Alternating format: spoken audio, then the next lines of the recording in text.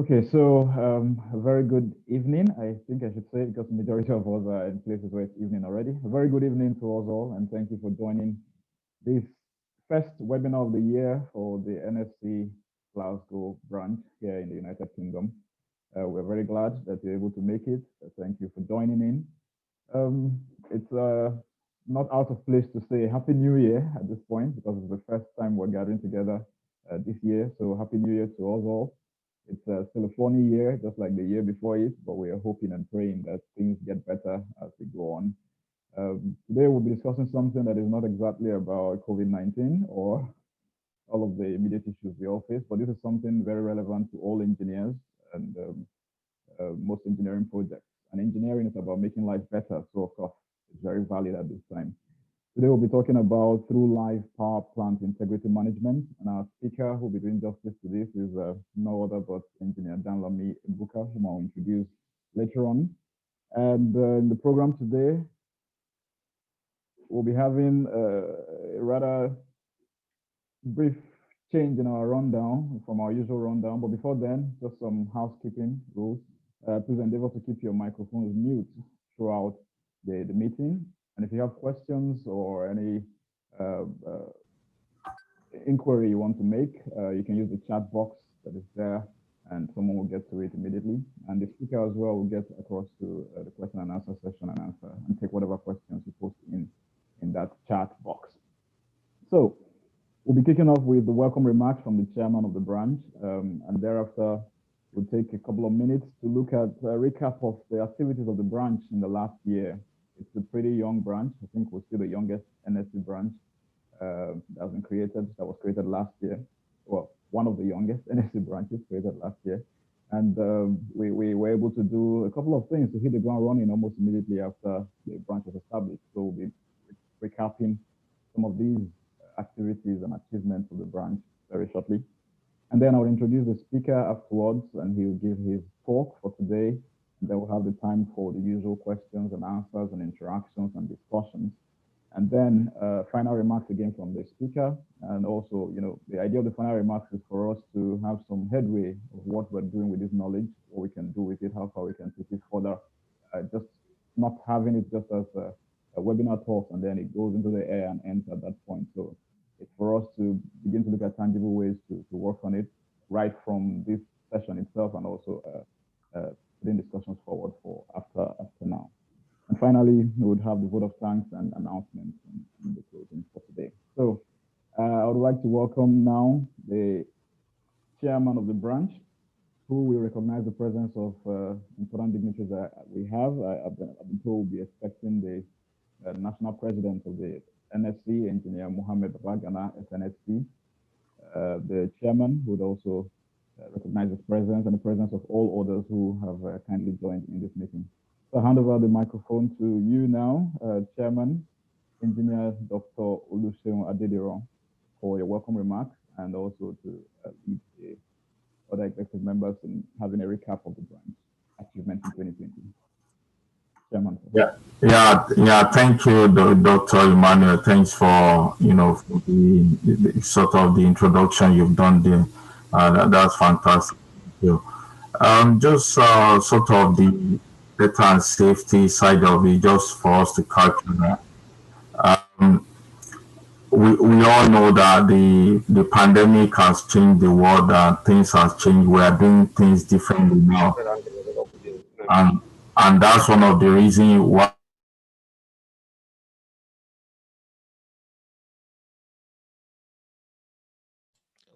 Chairman, it seems you're muted, please. Hello? Yes, we can hear you. Okay. Yeah, all right. Thank you.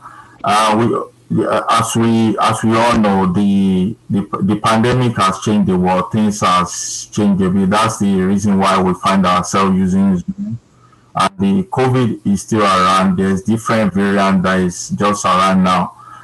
We just want people to still be conscious of that as they go about their daily activities, and also to people in during the course of this webinar, if there's any need for you to stand up due to health reason and all that, just be conscious of that. And it's good to move around as well for the body system to keep running well. So, and that's the health and safety side of it. Please, let's be conscious of our health this time, and let's take all the procedures for the social distancing and all that very seriously. And hopefully by this time this pandemic will be over, we will all see ourselves physically and want to work and rejoice together. What's this webinar all about? We look at it from the branch, and we look at it to say, okay, Nigeria, just in recent time, they are kind of pumping money to the energy sector and to make sure that we can resolve the energy problem in Nigeria. One of the passion we have as a branch is to see Nigeria growing, and is to see, we always use that word, to see Nigeria moving forward. We as a branch now look at, okay, we are going to a phase where we are trying to embark on different power projects within the country. We want the people in the authority, we want the people within the NSC to be conscious of, even when you build a power plant, you need to maintain it. So what we'll be doing today is for sort of the exposure for all the NSA in Nigeria, and even within people within the UK or wherever the parts of the world you are connecting with us from.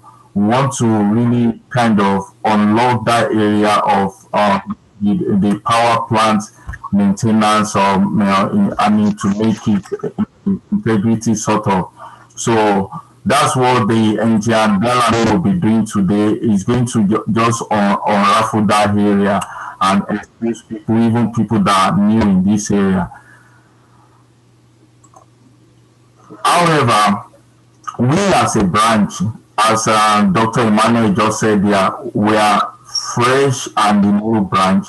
We've gone through that process of wanting to have a branch since 2017, 2018. Fortunately, last year, we as a branch, these are part of our achievement. We've been able as a branch to get approval from the NSC that we are the youngest branch in the whole of the NSC just now in Nigeria. And the youngest, we can comfortably say, we don't want to be too proud. We're almost part of the best.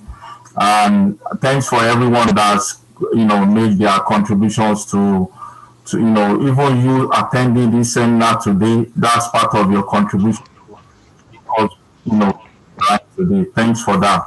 And also, what else have we done in year 2020? In the year 2020 as well, we've gone through different series of webinars. We have these sort of 5 different webinars. So I think I'm getting sort of noise disruption background there. Yeah. May I ask again that we just keep our microphones mute, please? And before I return to the chairman, I want to recognize the presence of the national. I'm just saying. I think I just got the message there. Yeah. So we are fortunate again. I need to put everything I'm doing now just by the side, because we have the first citizen of the NSC in our midst, the engineer Mohammed Babagana, the FNSC. And I think probably, sorry, I'm introducing you without the person with another FNSC. I'm sure you will pardon me doing that, my president. Before we start, I want to get sort of another opening remark from Engineer Babagana, FNSC. This is the man that authorized us to have a branch, and he has so much love for our branch in his heart. He's just always look after us. If you can unmute yourself, President, we just want to get your opening remarks, sir, or goodwill message. Thank you very much, Dr. Sean. What do I have to say now? I'm very happy with Glasgow branch of NSC, and you have been doing very well. Your membership is more than 100. I was reviewing your documents. You said your membership is 100. You are more than 100. So check that on, it's on record that you are more than 100. And I appreciate all the meetings you are having. You are adding value to the society. And I want more of these engagements. I'm very happy with it because our society of elites. And we should always be on the driver's side, seat. And people are looking up to us every day and everywhere, which means we need to up our games and we must set the face. I repeat, we must set the face. So Glasgow branch, you are doing very well. I know your mother branch, the UK branch, are looking at you. I knew very well that they have not gone too far from you, but please don't overtake them. Reduce the speed. Reduce the speed. The speed is getting very, very tough. I don't want you to overtake London branch, please. Don't overtake London branch. Where is Dr. P? Are you on this line also? Is he listening to this? Is he joining me on this Zoom? If he's not, please, I saw a books Manchester. I saw a books coming in. So a books, Manchester, slow down. I knew very well that Glasgow are coming up and they are coming with very, very strong force. So please, stay behind them. Don't overtake them. Glasgow, go slowly so that others will follow. And then in our local dialect, we say the head will not grow, the hair will not grow bigger than the head. So don't grow bigger than the head. Glasgow. Thank you, my president. There, that's a. Thank you very much. I'm on transit. I'm on transit. I'm going somewhere. So please excuse me to get out of the meeting. Oh, yeah. You can see me. I'm on transit. Yeah. I will lose my network any moment from now. Yeah, we are on, sir. Thank you very much. I wish all of you happy Christmas, happy New Year, and then a very fruitful 2021. Yeah. Thank you. I'm sure. All of you in engagement. Yeah, I'm sure. Dr. Books want to reply and say few things back to you, sir. Dr. Books, if you can unmute yourself, sir, and I think Engineer Babagana would like to hear from you too. Thank you. Thank you very much, Dr. Shehu. My president. Yes, sir, Dr. Books. We remain loyal, sir. We remain loyal, sir. Thank you for the encouragement. Very good. Please remain loyal. Thank you, sir. Thank you very much. We will not overtake London. We will not overtake London, sir. I promise. Please. Thank you, sir. Thank you very much. How is Dr. Angala? He's very fine, sir. Very fine, sir. Very fine. Please give him my regards. I will pass it on, sir. Give him my regards. I'll pass it on, sir. Thank you, sir. Much. Safe journey, safe trip, sir. Yeah. Thank you very much. Thank you, Dr. Books. We have Engineer Danlami, the new London branch chairman with us as well. Where are you? My president, good afternoon, sir. Good afternoon. I was with you in a meeting yesterday, so exactly. I saw you very well. So yeah. Thank you very much. As a matter of fact, we are all working together hard here, and don't worry, that. They won't overtake us. They won't overtake us. My president, I stay loyal all the time. Thank you very much. I know you are very loyal. Thank you so much. I'm very happy. Yeah, thank you so much for the support. Please. Okay then. Okay. Thank you very much. Do have a nice day. Enjoy your meeting, please. Okay. Send us the resolution, please. After the meeting, let's have the communique and resolution. Oh, thank you. We'll send. We'll send the final remarks of this webinar. I think without. Thank you very much. Yeah, thank you, President. Without taking too much. Thank you very much. Thank you. I just want to hand over to Engineer Charles Okafor, the Glasgow NSC branch secretary, to run us through the remaining part of the achievement for last year, 2020. Thank you.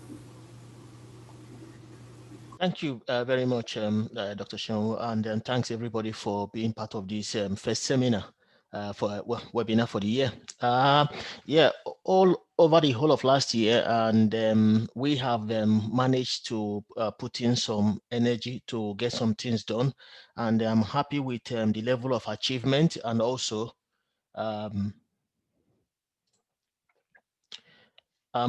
the support we are getting from each and every one of you. As at that last year, most of us, I know that a couple of us were being approached or messages sent within the group saying that we have one or two activities groups that needed people to be, to support. Also, the president, whom we just saw just now, requested that names be submitted from various branches for people that will be in various committees. Now, I am more than confident that some of us have submitted a name.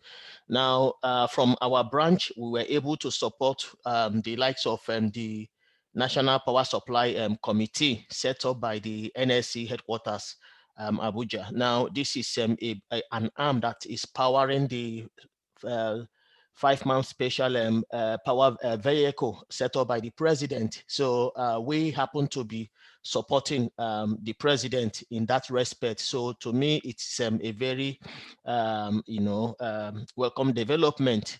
Also, we have other areas that we have supported, and maybe I would just want the chairman also to just highlight on the membership of the codes and standard. Thank you.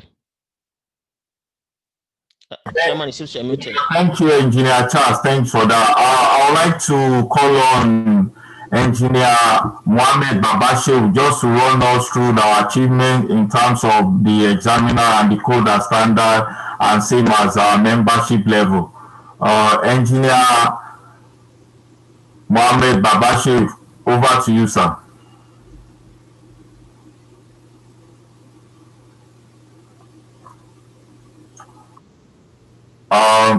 Engineer Mohammed Babashe, is he on the line? No?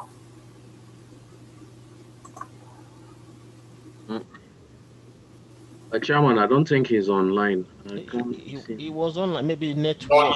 He's here. He's here now. Hello. Aha, yep. Okay. Yeah, good evening, everybody.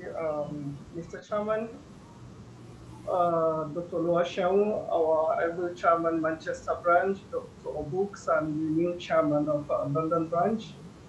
I will first of all say congratulations for your commitment, and I would also like to thank the president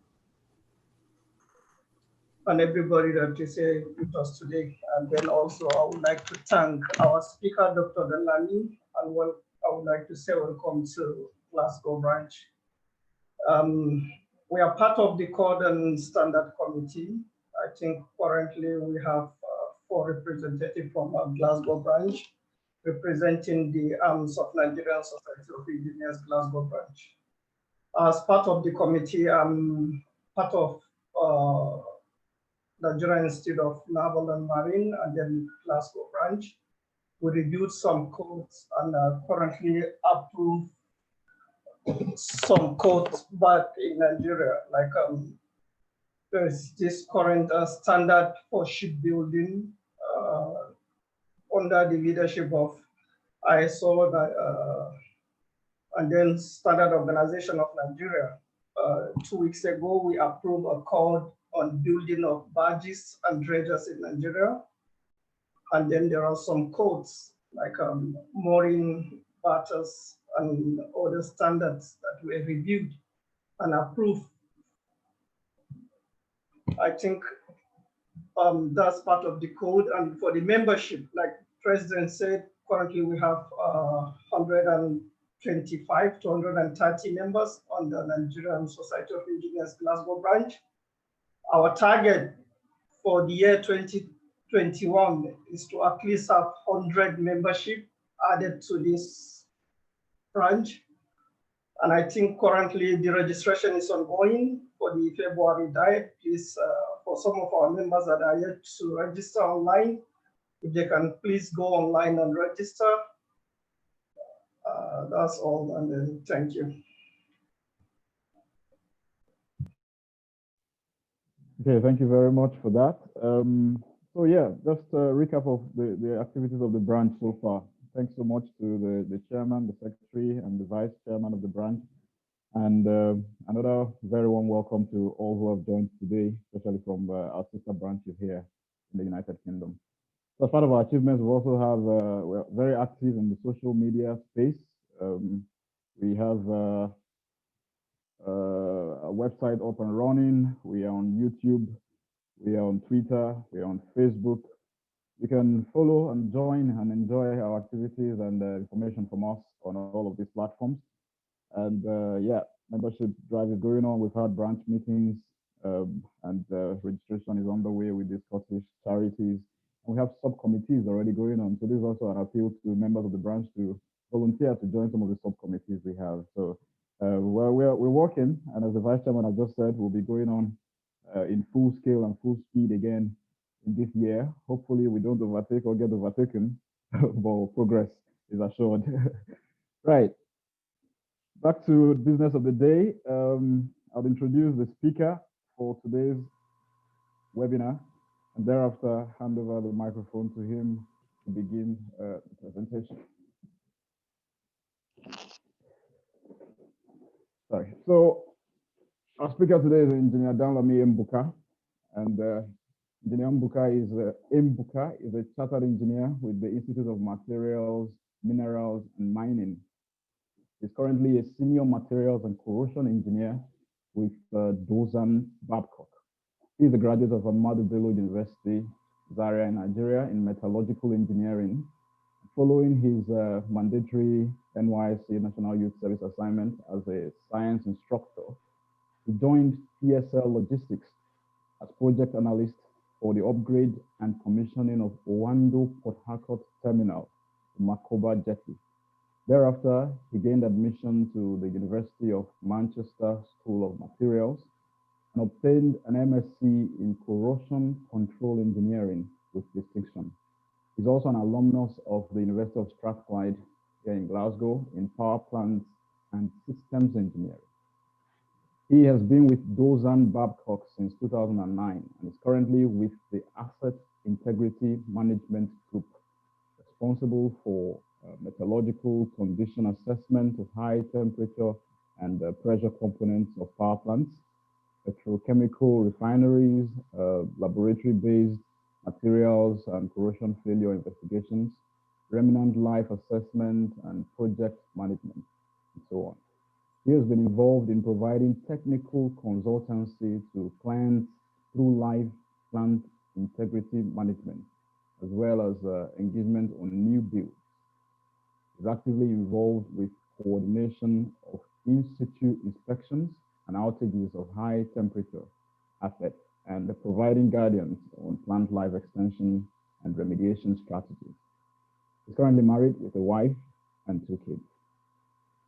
So let's welcome Engineer Danlami Embuka, Materials and Corrosion Consultant, as he speaks to us today on Through Live Power Plant Integrity Management. Engineer Embuka. Now, thank you. I'm sharing the screen to you. Okay. There you go. Okay, thank you very much. Let me try to share my screen.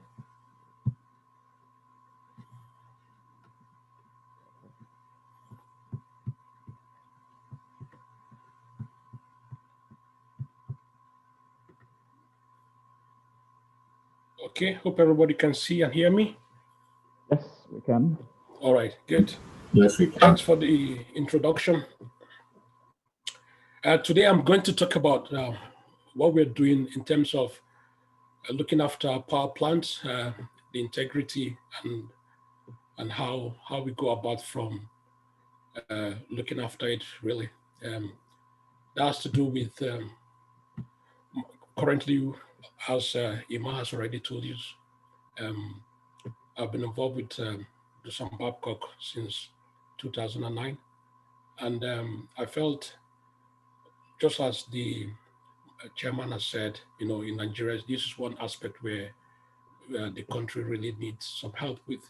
So I felt probably I'll be able to share this with us and then see how we can provide some technical knowledge as well as share our knowledge and expertise in what we've been doing so far.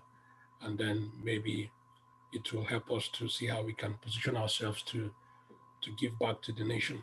So basically, that's why I've put this together, okay?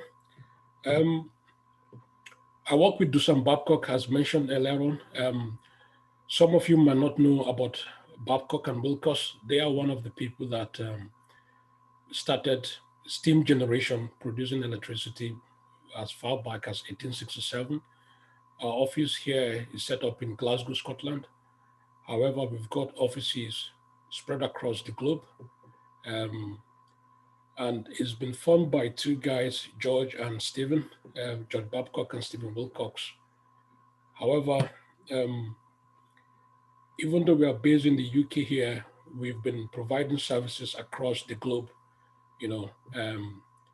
around the world, from here to USA, Malaysia, even there was a time we were in Nigeria helping in Port Harcourt. I'll come to that later. So basically, this was how it looked like in 1895 when set up. Right now, when you go to our Renfrew facility, that's what you'll see where we are. Like I said, in the UK, we are spread across different parts of the UK. Our main site locations be across from Fowley down south, southeast of London, or southwest of London rather, all the way up to St. Fergus in the Shell terminal. You can see we are in operation there. We also provide services not just in the power generation. We have services, extensive range of services that we provide within the oil and gas, petrochem, pharmaceutical, and even nuclear industry as well. Now, today I'm just going to concentrate on the thermal part where we're dealing with, and also I felt it has more relevance to what we can give back to in Nigeria situation. So basically, the Dusan Babcock we provide from concept design all the way through to new build, inspection, overhaul, maintenance, and also life extension services. So for today, we'll just be looking at our involvement with the thermal generation units. Basically, that's plants that use gas, oil, or even coal to generate electricity, and also look at what are the challenges, and also give you some examples about some problems we've seen in the past. Now, the basic principle for early steam engines, was to use the heat generated by burning fuel, usually coal, to build up pressure, and also which will power a piston, which in turn, will turn the wheels. So very early light stations connected a dynamo to the rotating wheel, which produces a direct current used to generate electricity. Now, the first public power station is what you're seeing there. That was 125 horsepower steam engine. But you can see it just used that basically to produce DC current. Now, what has changed? You can see that for the steam generation, advances have been made whereby we move from that aspect now into that, whereby steam generation, now we use the same principle, from day one. We use the heat to convert the water into steam, basically for a variety of reasons, but primarily among these are, electric power generation, and also for industrial process heating, as well as the refineries, they use it to frack their petroleum products as you use. Now, the basic principles for thermal plant, as you can see from this diagram, once you burn the coal or use the oil or gas, you can use that to generate steam, and that steam will go through your turbine, and then from there connected to your generator, which again produces electricity. So the principle is the same. However, running such a unit, you always have problems and how to look after it. That's where the challenges. Show you an example. This is what was in our facility in Renfrew. For example, this one we were doing that in 2012. You can see the furnace wall. You can see the panels on the floor there. Those are furnace walls. Usually, they are the water cool, made from carbon steel material. Now these tubes are connected at the top and bottom by headers, and also you can prefabricate them into shipping membrane panels where you can ship them across. Like these panels, we send them to Australia, which they were using to build their power station at that time.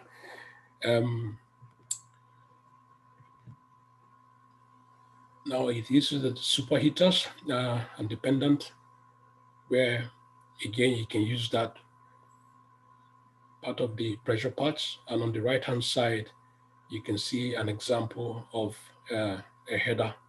So basically, Babcock's and Wilcox, which is now called Doosan Babcock, we're into the business of building electricity power generation plants or units. Of late, we've been involved with HRSG units, that's heat recovery steam generation, or combined cycle gas turbines.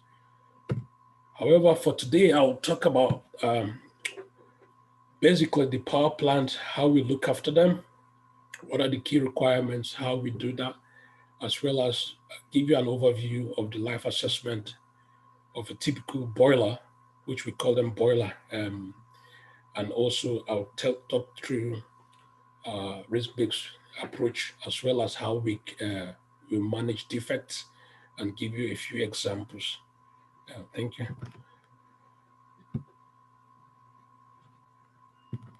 On the next slide, you can see overview of an asset. So when we talk of plant asset in this scenario, I'll be referring to a plant in terms of the power generating plant, in this case, the thermal plant. So thermal in the sense that you can use coal or you can use oil or gas to fire the plant to produce electricity. So when you have such an asset, operating such an aging asset beyond their design life, it could bring adverse consequences. As a result, because you're operating at high temperature and as well as time dependent. So there are mechanisms of damage that can happen over time. So these, for example, you have corrosion issues, you have creep, you have fatigue, and all these things that happen could lead to additional maintenance cost, and it could disrupt your plant's availability. And now the older the asset, the more problems there might be. So we embark on life extension services or methods, that you can use to facilitate beyond their plant service life. Now, given the fact that we always have limited inspection budgets, the resources for older assets has to be justified and also has to be targeted. Otherwise, you won't have enough money to look after your asset. But basically, in order for you to keep that, you need to look at key factors in terms of the plant reliability, performance, condition monitoring, and also you look at the inspection strategy that you're embarking on. So for your assets, we have key factors that will help us, to look after our assets. And these key factors are how available is this plant for me. For example, in the report that was produced by the NSC for the power generation, Nigerian capacity at the moment, it's about, 5,000 megawatts. And we know it is really, really small. The total capacity estimated should be around 25,000 megawatts. However, we know that electricity is not readily available. So these are some of the things. And how reliable can your asset be? Is it reliable? Does it comply to safety? As well as how is the performance? So these things are very critical, in ensuring that the integrity of your asset is up to date, and is giving you value for money. We'll look at the case of a typical aging unit. This is one of the data from, sorry, someone is admit, okay. This is one of the data from a profile for a large UK coal-fired plant. It produces, I think this one, about 3,200 megawatts, which is more than half the capacity of Nigeria, just this power station alone. Now, I'm showing you here, for the first, that's the total lifetime. So you can see the base loading for the first 26 years. Essentially, it was running on base load. From year 26 to 41, the station was shut in the last 3 years. It became into flexible operation.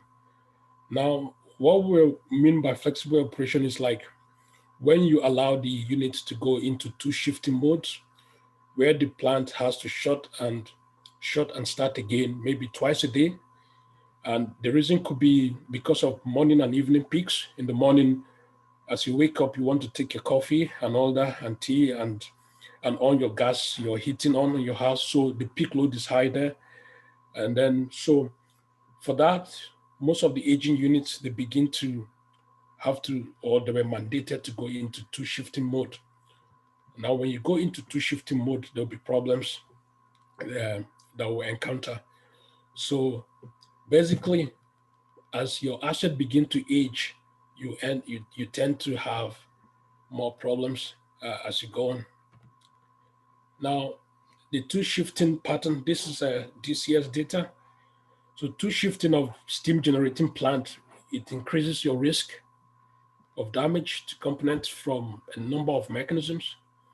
Now, you can see the greater your shutdown, as you shut it down, you start it back off. What happened is you're introducing thermal stresses, thermal cycles, and also the frequency of your pressure cycles also goes up, which you don't normally want. So, but the fundamental had been that the power stations originally were designed for base load applications. However, we've been asked to operate on a 2-shift pattern or dual shift operations. So they add additional stresses, for example, in some pressure parts components. So what I meant by that is like your headers, your high temperature piping, the valves, auxiliary units, and even your steam drums, So these, you now subject this to additional wear and tear. So now the frequent use of these, it really stretches your plant. So there is a need for you to look after your units. Normally, the life of a substance in terms of engineering application, you can describe that by using a bathtub. Using a bathtub diagram. Now, the good practice is seeks to minimize the early stage, because at the early stage where you're constructing your power plant, where you're building your power station, you don't envisage to see a lot of failure, because at that time you're working based on your design guidelines. The problems you may see there maybe will be due to construction-related problems, really.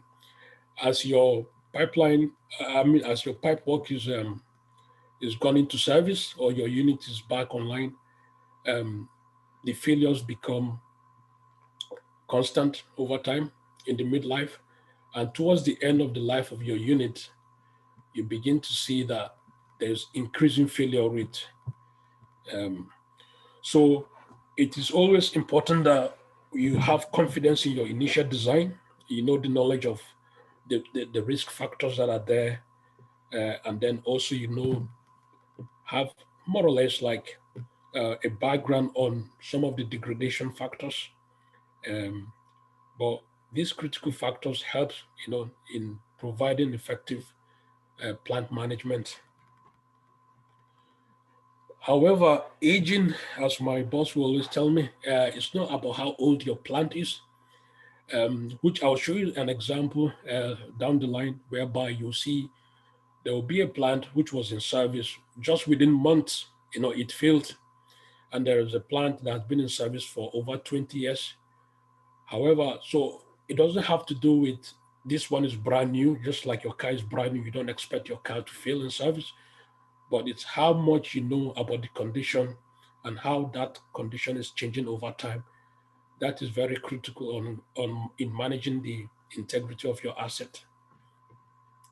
For your plant, over time, just as I've described briefly, I'll show you this. At the early life, you don't envisage to see much damage there. Most of the issues will be related to just basic erosion issues. Let me add people coming in. Towards the midlife, like I said, now you begin to have creep fatigue interactions coming in gradually. And at the tail end, it becomes more pronounced where you have all the stages, erosion and fatigue are coming in. Now, the impact of operation on your plant risk,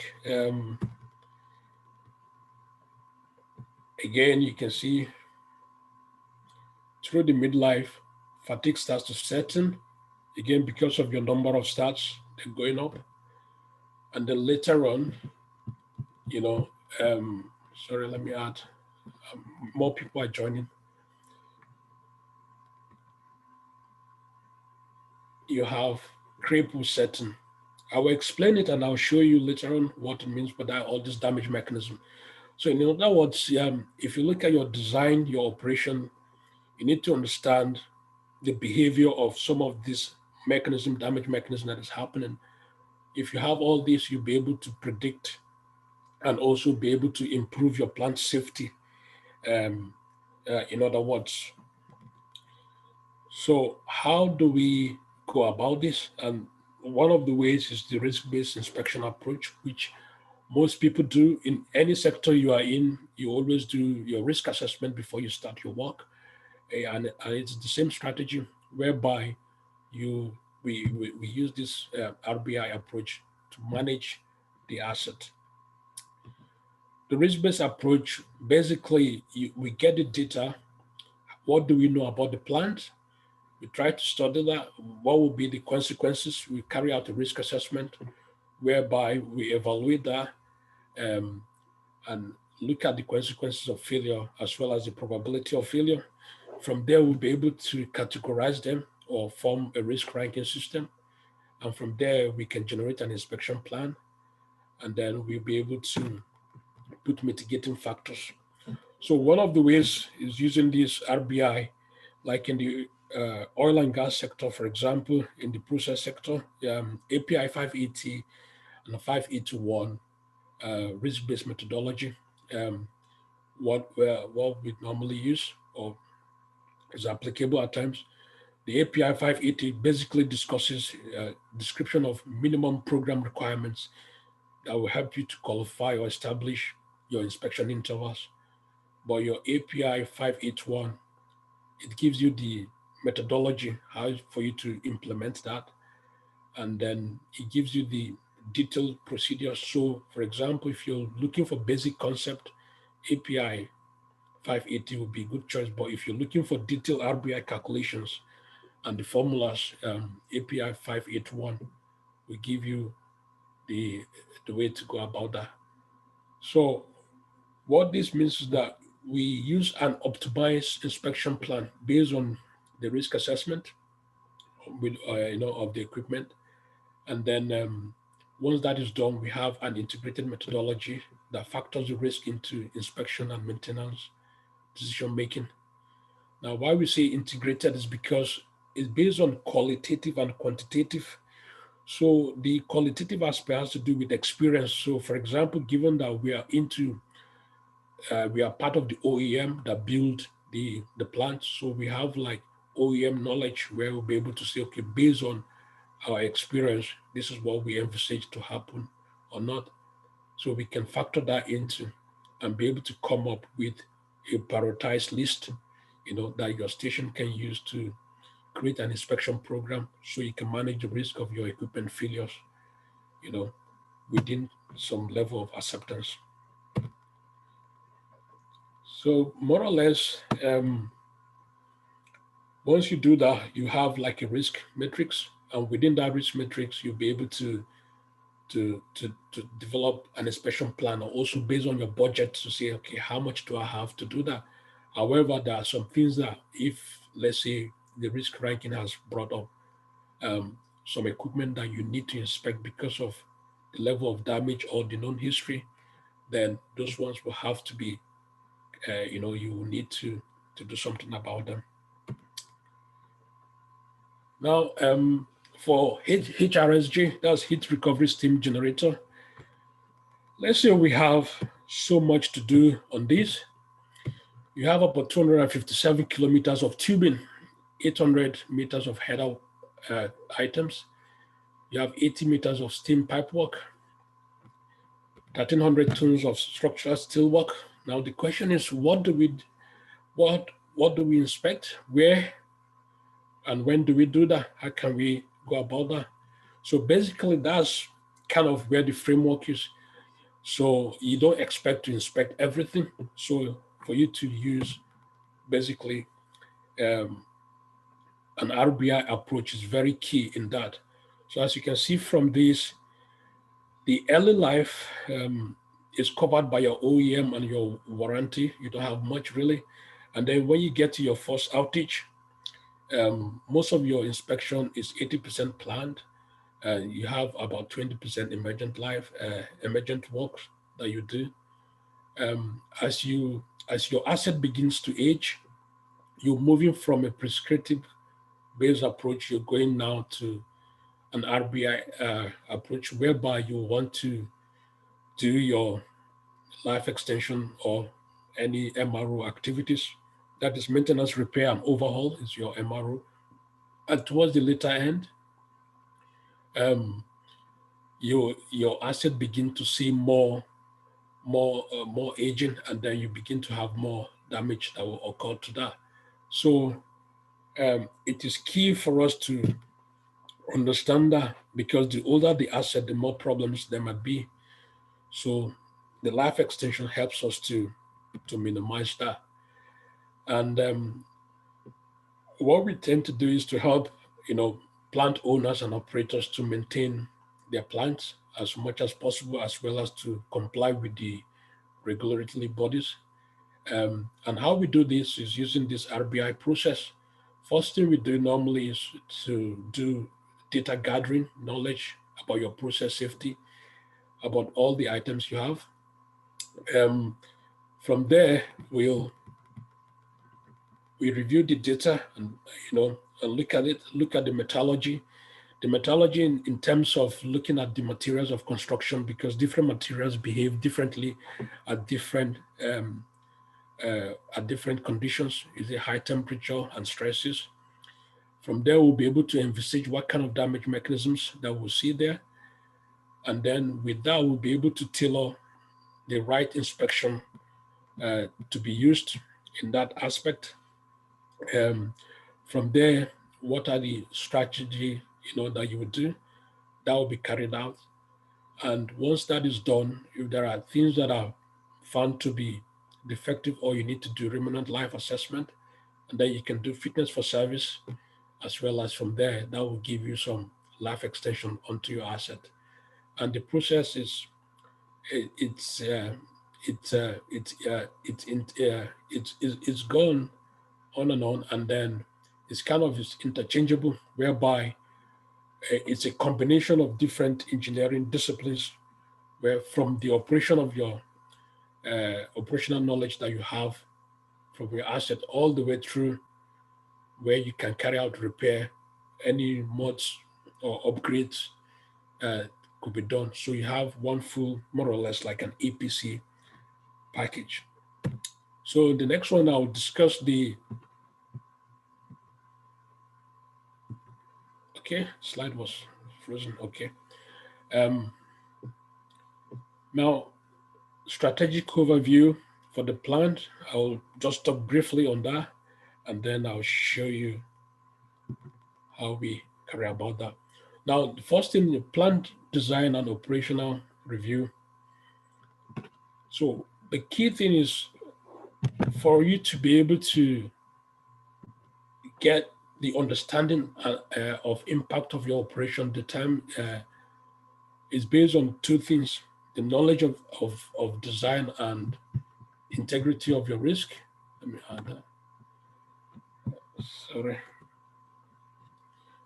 As well as your operational data. So what do you know about your component fragilities? You understand the materials of construction, knowledge of your relevant damage mechanisms, as well as how much design info you have. So you take that, combining that with your operational data, for example, like the DCS data I showed you earlier on, and then you look at the operating conditions against the design conditions, in terms of temperatures, pressures, your flow, loads, and so on. This will help us to assess the impact of all the variables, and then to also identify any root cause and wider implications of issues that could come up. And then once that is done, you can use that to, to manage your risk and your asset. Now, what do we mean by the data analysis? So this is what we call thresholding. So now this is a simplest of data analysis you can have. For example, this is one of the stations we're involved with, this from a unit. You can see that the main steam temperature, the design temperature is about 580 degrees Celsius. The average temperature is way below that. So now let's look at how we be able to do an analysis of this, for example. So here you recognize patterns of behavior of your data based on your experience. Sorry, let me add, more people are coming in. Okay. So you can see there, let me go back one more. So if you take that, what do we know about the data? You look at the patterns. Is this within the design limits or not? So if you look carefully, so you can match that. So if that matches to what you know before, then you'll be happy with that. What about when you have unusual event? So again, it's the same. You have your data, you look at the pattern, and you try and say, okay, this is my data to analyze. This is under normal operation. So if I analyze that, pattern one seems to be okay. The second one doesn't fit in. If I go to a different timeline, let's say after 6 months or 30 days, what happens? Pattern two seems to be okay, while pattern one is not. So this more or less has to do with how data could be analyzed, from your plant. And the same thing happens when you now have this. But the thing is that with this data analysis, everything kind of feeds back where you begin to say, okay, if I'm seeing this, probably what are the items that could go wrong? That will begin to bring cause for concern. Move the pattern in this other path, both 1 and 2, they don't match. For risk ranking of your components, once you look at you've got the data, you do your risk ranking. Now I'll give you this, show you this. This is a HRSG. Now this is you take a module, for example. So what we do here is the technical review process. Where, like I've said, we start with the data gathering. Now here we look at the equipment's data sheets, the design details, the piping specifications, and the drawings. Now for this module, take everything out, the elements out, the headers, then you split them. What do you know about them? So you try and look at the various aspects of this. So this component data sheets, you use that, look at the drawings, and then you look at all the materials you've got. Let me add some of this coming in.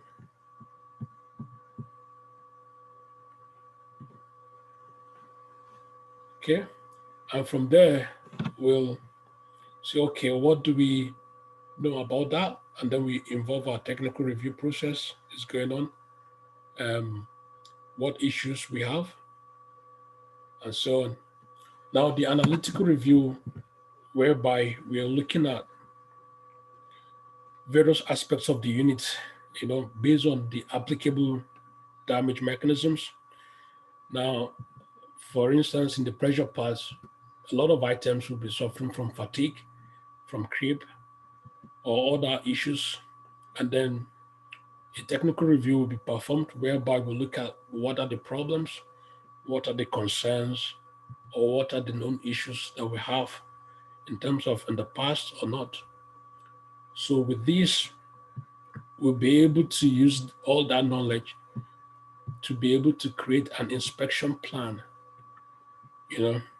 and it's not just an inspection plan as per se, it will be targeted inspection plan, that we include what type and extent of inspections to be carried out,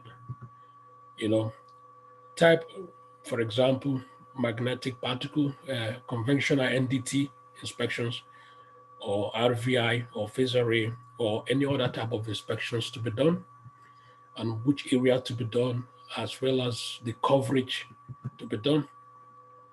So that will be defined, and once that is done, the inspection plan is created. So in summary, the RBI approach helps us to know, okay, how do we inspect, where to inspect it, what to inspect, and when. So this helps us to prioritize the risk areas, as well as define the inspection techniques. And then we'll also be able to define the inspection intervals, as well as identifying damage mechanisms. Sorry, just adding more people coming in. Now let's look at the pipework items. So for pipework survey, this is usually carried out either as hot or cold survey. So you can see here, this is a pipework survey. Now, the hot survey is usually carried out just before the unit goes offline, while the cold survey, that is done while the unit is on shutdown or is offline. Now, the aim of the survey usually is to assess the condition of the pipe supports, check the spring positions, and check the general integrity of all these supports. You can notice the difference in the load conditions here. In the cold and hot scenarios, you can see the difference in the load conditions. Now, the results of the survey will be fed into an Fva analysis, where we'll now be able to determine the various stress points as well as the high risk areas.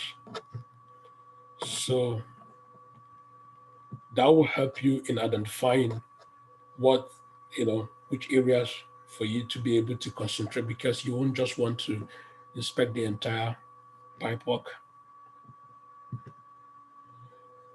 Now, in terms of assessing the impacts of operation and damage,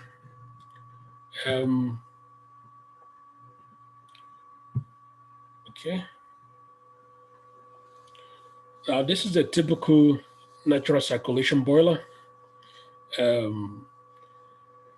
where you have all the elements are there, the superheaters and reheaters, and then you have your headers, and you can see the gas part whereby the superheaters and reheaters are designed, where they take the water or the steam in there, and then they convert that into superheated steam, and it goes through the gas path.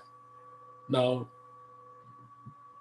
the superheaters are critical components, and they are usually manufactured from your steel alloy materials because they're exposed to high temperature. And also, these areas, they tend to have exposure to high condition whereby you have high stresses and high temperature, and then you tend to have some problems there. The problems, for example, like crimp damage, erosion, and fatigue due to your cyclic operation. So your furnace will usually always with low alloy materials will be constructed, but dependent on the superheaters will be constructed from more high alloy materials. But over time, these are the areas you begin to prioritize in terms of what you should inspect and where you envisage problems to occur. Based on our RBI approach, I'll just talk briefly on the defect management. So in terms of once that inspection plan had been generated, what we tend to do is to do some key inspections, and this involved different aspects. You can look at the RVI inspection, for example, Ndt. You can do fitness for service, and all these techniques help you to manage your pipe work system or to manage the entire boiler as it were. However, water chemistry is also a very important aspect whereby it's sometimes it's overlooked, but a lot of the damage that has happened that we've seen could have been related to water chemistry issues because of the control. So once you don't understand a lot about the water chemistry, you tend to make a lot of problems whereby it will affect the performance of your unit, and you end up having tube leaks and so on.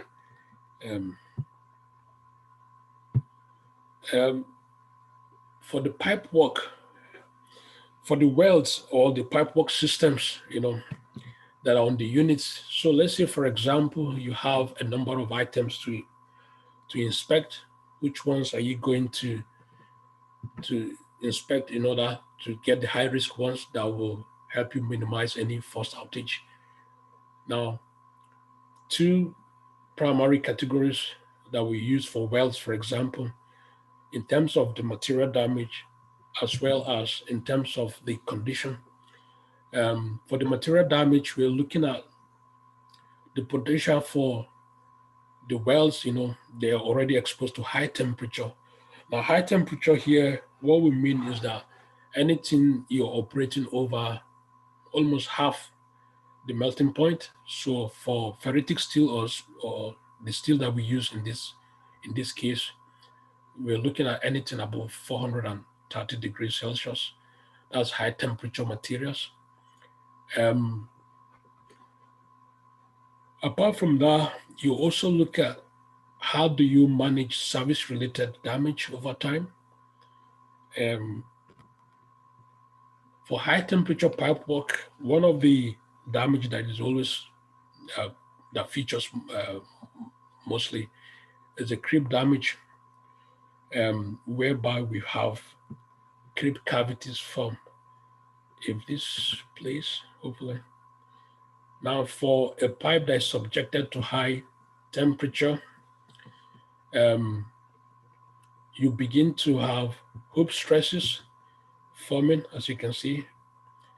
With those hoop stresses, and over time, crimp voids or cavities begin to form at weak regions or weak points, especially at the heat-affected zones. And these cavities join over time to form cracks.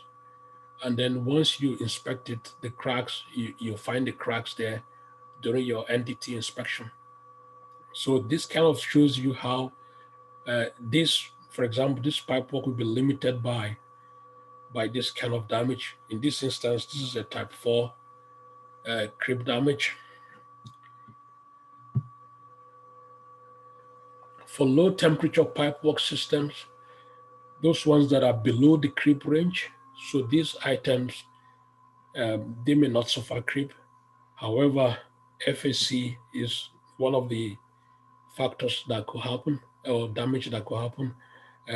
The FAC here we refer to flow accelerated corrosion. I'll show you if this video plays. So you can see these are combined actions involving the removal of your protective layer of magnetite that you have there.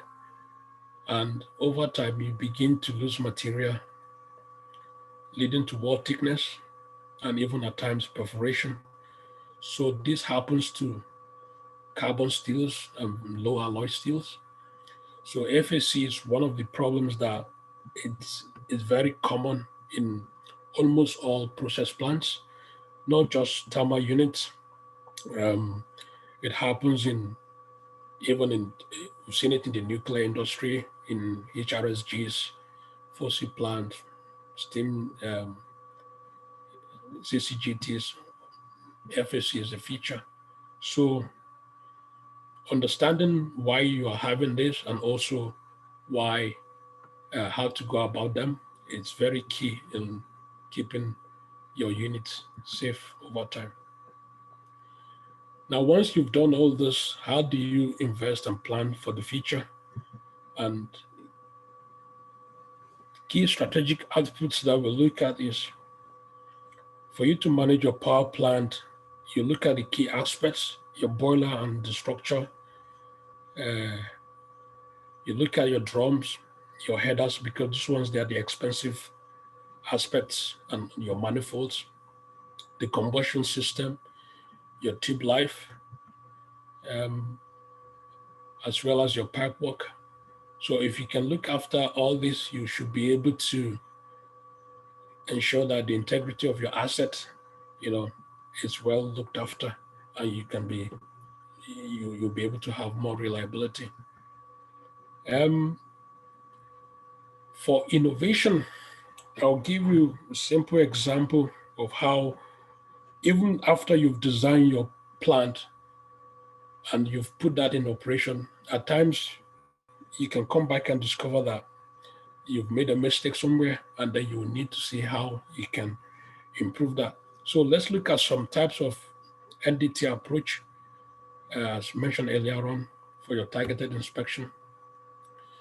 Now, for this, for example, this unit was designed and there was no allowance for inspecting some of the boiler tube items. So something like this technique that was used, which is called small bore phase array. So it allows us to be able to inspect that to find if there are any defects. You can manually scan that. And the difference between this and radiography is that the radiography, you won't be dealing with any harmful ionization. And also it helps you reduce your outage time, because in radiography, you will need to have an exclusion zone and it's time consuming. So small bore phase array was one of the techniques that we developed, and also we implemented that in some of the sites we've used, whereby it's very small and it's manually controlled. And from there, you'll be able to find any defects within the tube. Now, the benefits, like it saves time, and then also it adds value to the customer, and you can detect your defects, and also we comply with the code. In some instances, we had to use specialist services which we do panoramic view. So this is laser scanning, whereby we use the scanner to, excuse me, I think is Yeah, we use the scanner, position the scanner in such a way that it can capture 360 degrees of data. It captures this force in one dimension and then it merges that from an overlay, and you'll be able to get a realistic views of everything. So once this has been completed, the scanner will be moved to a second position, and then you repeat the process. So you can be able to see the entirety of your plant. So this helps, for us to get all the data that we need. I'll show you an example down the line how we've used that to support our pipe work. So for example, here, this is where we've applied this down south in England. We did this years back. Now you can see that's your header. You can see your pipe work coming. So we use this scanner. We'll be able to scan through that, see, okay, that header was meant to be replaced because it came to the end of its life. So with that laser scanning capability, you can use that to be able to come up with the right approach for you to be able to replace that without much trouble. Next, I will talk about brief case studies of where we have problems. After we've done the inspections, all the planning and all the RBI that has been done, give you some examples. In this case, as part of our long-term technical framework, so we manage this entire outage. They found some problems in that valve. So that valve is 2.25 chrome. It was taken from a plant where, from that unit, 168 bar pressure. You can see the temperature 568. It's run for over 150,000 hours. Now, once we've taken that, the inspection was done on this bypass line, Ndt found some problems. So the inspection plan had called us to do RVI on the bypass lines of all 4 of the boiler stop valves. Now, thermal shocking, was found, it's one of the problems they had envisaged to start with. Now, for thermal shock, what we mean by that is when you have thick sections that has been going rapidly, heating and quenching, you tend to have thermal fatigue, where because of the temperature gradient that has been set up. So it's a common problem. So our RBI has already highlighted that this is due to, undergo thermal shock. So as part of the inspection plan, they have asked them to carry out inspection on this. And when we did that, we found a lot of cracking at the crotch corner. And even when you look at it from the bypass line, the cracking was seen to be emanating from the valve body and into the pipework. We tried to offer some solutions. They tried to flush it. You could see the defects could still be seen. And even when we tried to go down about 45 mil down, then followed by DPI, dye penetrant inspection, the defects were still visible. So it had to be machined all the way down. However, we felt this solution was not viable. So we had to do some stress modeling and some calculations. The calculation had provided guidance for the valve body, whereby we'll be able to see how can we modify this in order to avoid having such thermal stresses. So we did an FEA model, and then from there we'll be able to see how the stress is being distributed.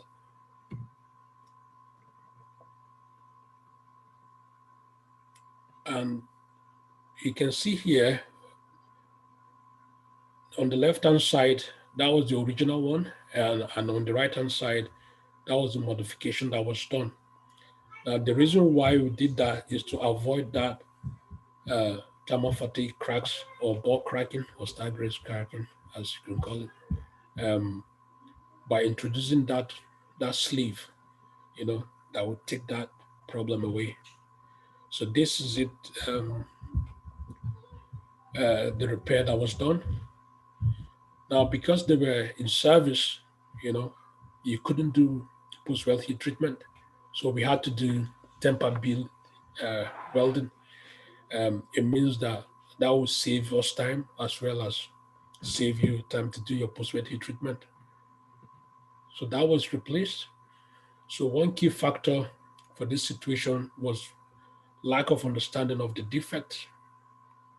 So because it's a thick section and to be able to scan that, it was so difficult for them. So we took one. We also did some extra testing. So the defect was found to be about 140 odd mil long, deep, 25 mil deep, 130 mil long. So once we will be able to come up with the right technique, you can now use that to deploy on site to do on all that. So these are some of the results from the inspection. You can see where the cracks, once you can prove that, yes, you can detect the cracks, the client was happy with that and find the areas for repair and be able to target the areas. And then we also carried out phase array to try and see how they can corroborate the two findings.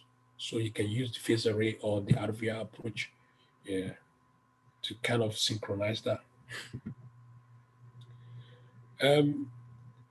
This other scenario, again, we had a leak in the low pressure steam system at the TP's branch.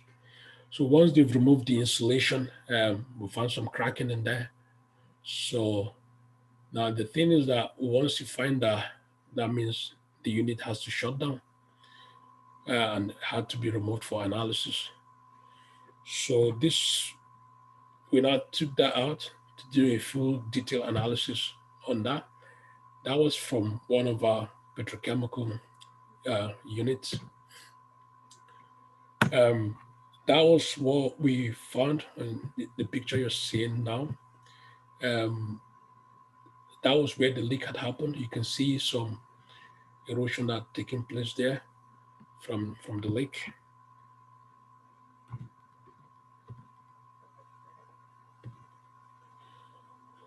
So what we found, once we cleaned that up, we found the cracks, and following our laboratory investigation, found that it was due to SCC, stress corrosion cracking. We also found the root cause to be a temporary issue with the water chemistry in the area. It was resolved and the unit went back online. You can see the cracks once you clean that up. You can see the cracks. For the stress corrosion cracks, the cracks tend to be transgranular in nature, and they're very penetrative. In this other scenario, they were carrying out a weld on site. On site means in the station, and they had an aged material, which is Manorite. The Manorite XM, they've done the prep, and those are the conditions. 150 degrees maximum interpass temperature.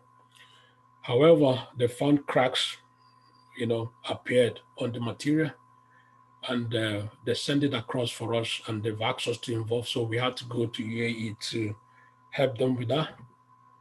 A brief background on Manorite. It's I don't want to bother you much with the metallurgy. It's an austenitic chrome nickel alloy, usually cast. It has some alloying elements, niobium and titanium. Normally, it's a very complex material to deal with, because if you don't get the right parameters in terms of your temperature, you could have sigma phase precipitation and intermetallics that will be formed. So we did some trials run through that to be able to simulate to see what would be the best or optimum conditions that will help to be able to see how we can repair those. So once we did the trials, you can see different conditions to be able to get that. On the bottom left-hand side, you can see that one still has some cracking after 1,150 degrees Celsius. But once you increase the temperature, that seems to take away that problem. So once we're able to do that, we're able to take that and implement that on site. So with that, we'll be able to recover the microstructure, or what we call recovery in metallurgy, really. Once that was done, we did the trials, and the trials we found it was okay, and then the inspections to qualify that was okay, and then they were deployed and then welded back in service. So basically, the failure was avoided. Now, this failure is from a 300 megawatts power plant, design temperature of 542 degrees Celsius, 18 bars, and is a main steam line. Now, this failed after just 6 weeks in service. Unfortunately, 2 people died and many were critically wounded. And this material is from the grade 91 material. Now, investigation was carried out. Down the line, we found out it was falsely stamped. It was actually made elsewhere, but was stamped made in USA. So it was a counterfeit material, basically. Now, this one failed after 20 years in service. Now, this second image is from a 40-inch terminal weld. So terminal means it's towards, that is close to the turbine area. So it's a thick section. It failed from a type 4 crimp damage due to defective hanger supports. It's from a CMV material that is a quarter chrome, half moly, quarter vanadium CMV material. It failed after 250,000 hours in service. However, it was detected late on, so nobody was hurt in that case. So it doesn't really matter how old your unit is, because it could be as young as just 6 weeks or 25 years. You can experience failure. So aging is not about how old your plant is, really. It's about how much you know about the condition of your plant and how that's changing over time. So basically, part of our approach is to help clients, within the power and generating capacity to provide solutions to various problems. So we take that from knowledge of the plant, developing an inspection plan, carrying out the inspection, as well as providing some supports because we are OEM within this sector, basically. So that will be that for my slides, and I'll be happy to take any questions. Thank you.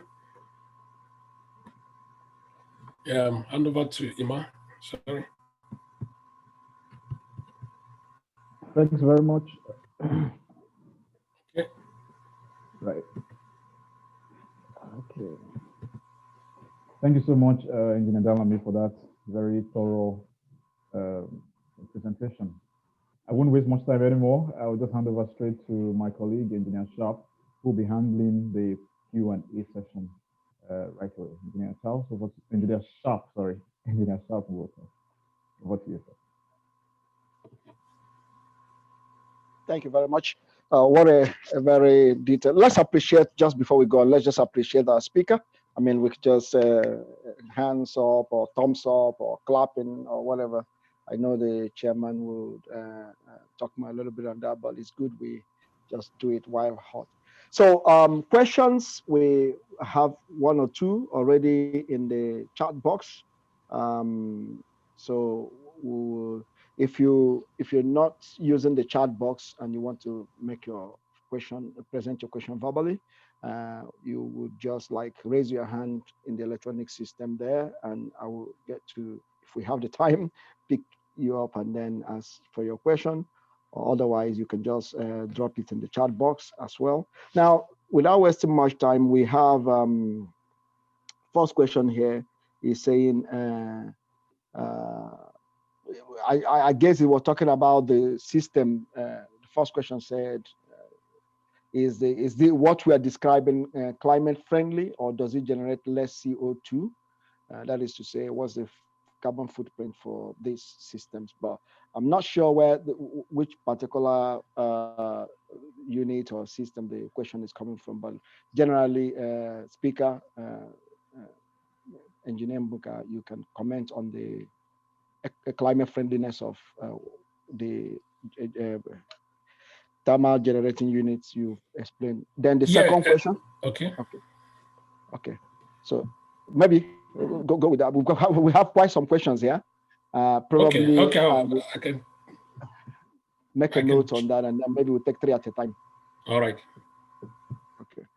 So the second question here is on while phased array UT is inherently, well, I think that's a comment. That's a comment from Philip Enegale.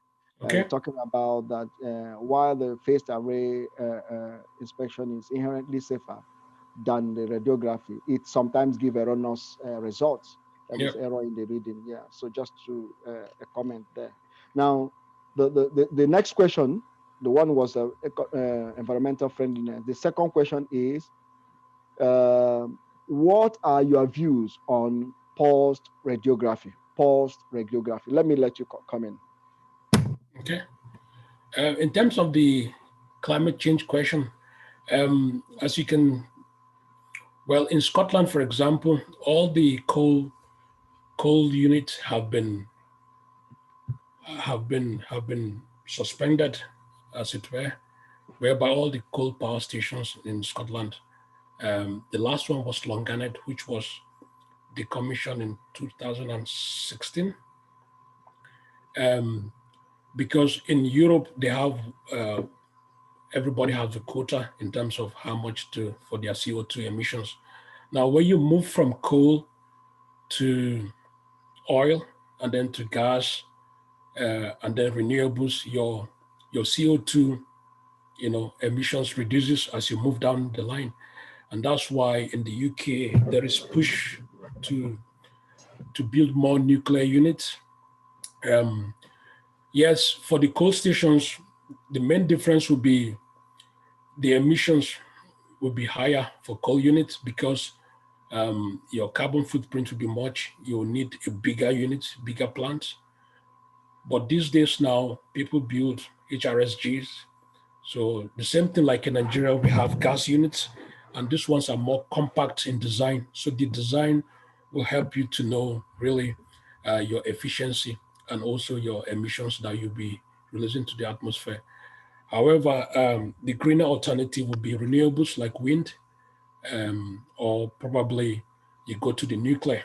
I know some people have the doubt on the nuclear, but nuclear is very, very safe, which we've been part of. We are building some units.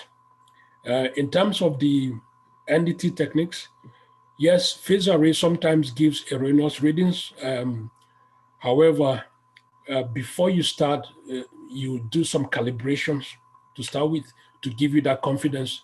So let's say, for example, you have in your stations, you have small bore tubes for your, let's say your superheaters or your pendants.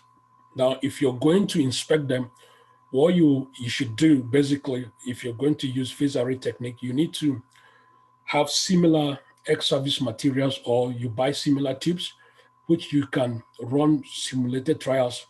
Now we do this, like the difference between the thermal regulations and the nuclear, for instance, is that if we're going to inspect in a nuclear facility, they will ask us to carry out all the tests for all the different scenarios we have. but it's not that stringent when you're coming into the thermal unit, so there's a bit flexibility there. However, but the good practice would be for you to be able to have identical or ex-service dimensions where you take them and then you'll be able to run the trials on them. What I meant by that is you can simulate different defect sizes at different locations. So once you know those, you run those trials, you'll be able to identify and inspect them. So once you take it inside to implement that, it will be easier, and that will reduce the errors you get in using your phase array technique. So that will be one aspect. Yeah, for the radiography, in terms of the difference will be the time saving, because in radiography, it could be more expensive, and the exclusion zone and the health hazard associated with that.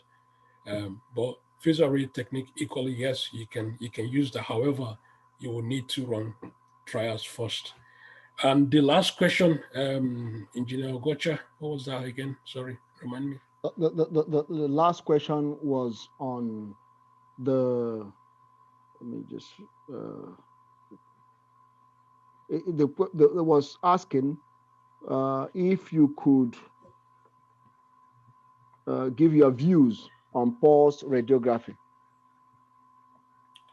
I couldn't give my views on pulse radiography as such, but what I would say for that is, for all NDT techniques, it's always important for you to always calibrate it based on what you have, because yes, we've had instances whereby you could get 3 or 4 inspection bodies to carry out that same NDT technique, and you may have different results. However, the best approach is for them to first run simulated trials. That is the best way to ensure that the readings you get, they are almost certain that will match. So, for example, how we're looking after nuclear, like I've said earlier on, we always run the trials prior to deploying it on site.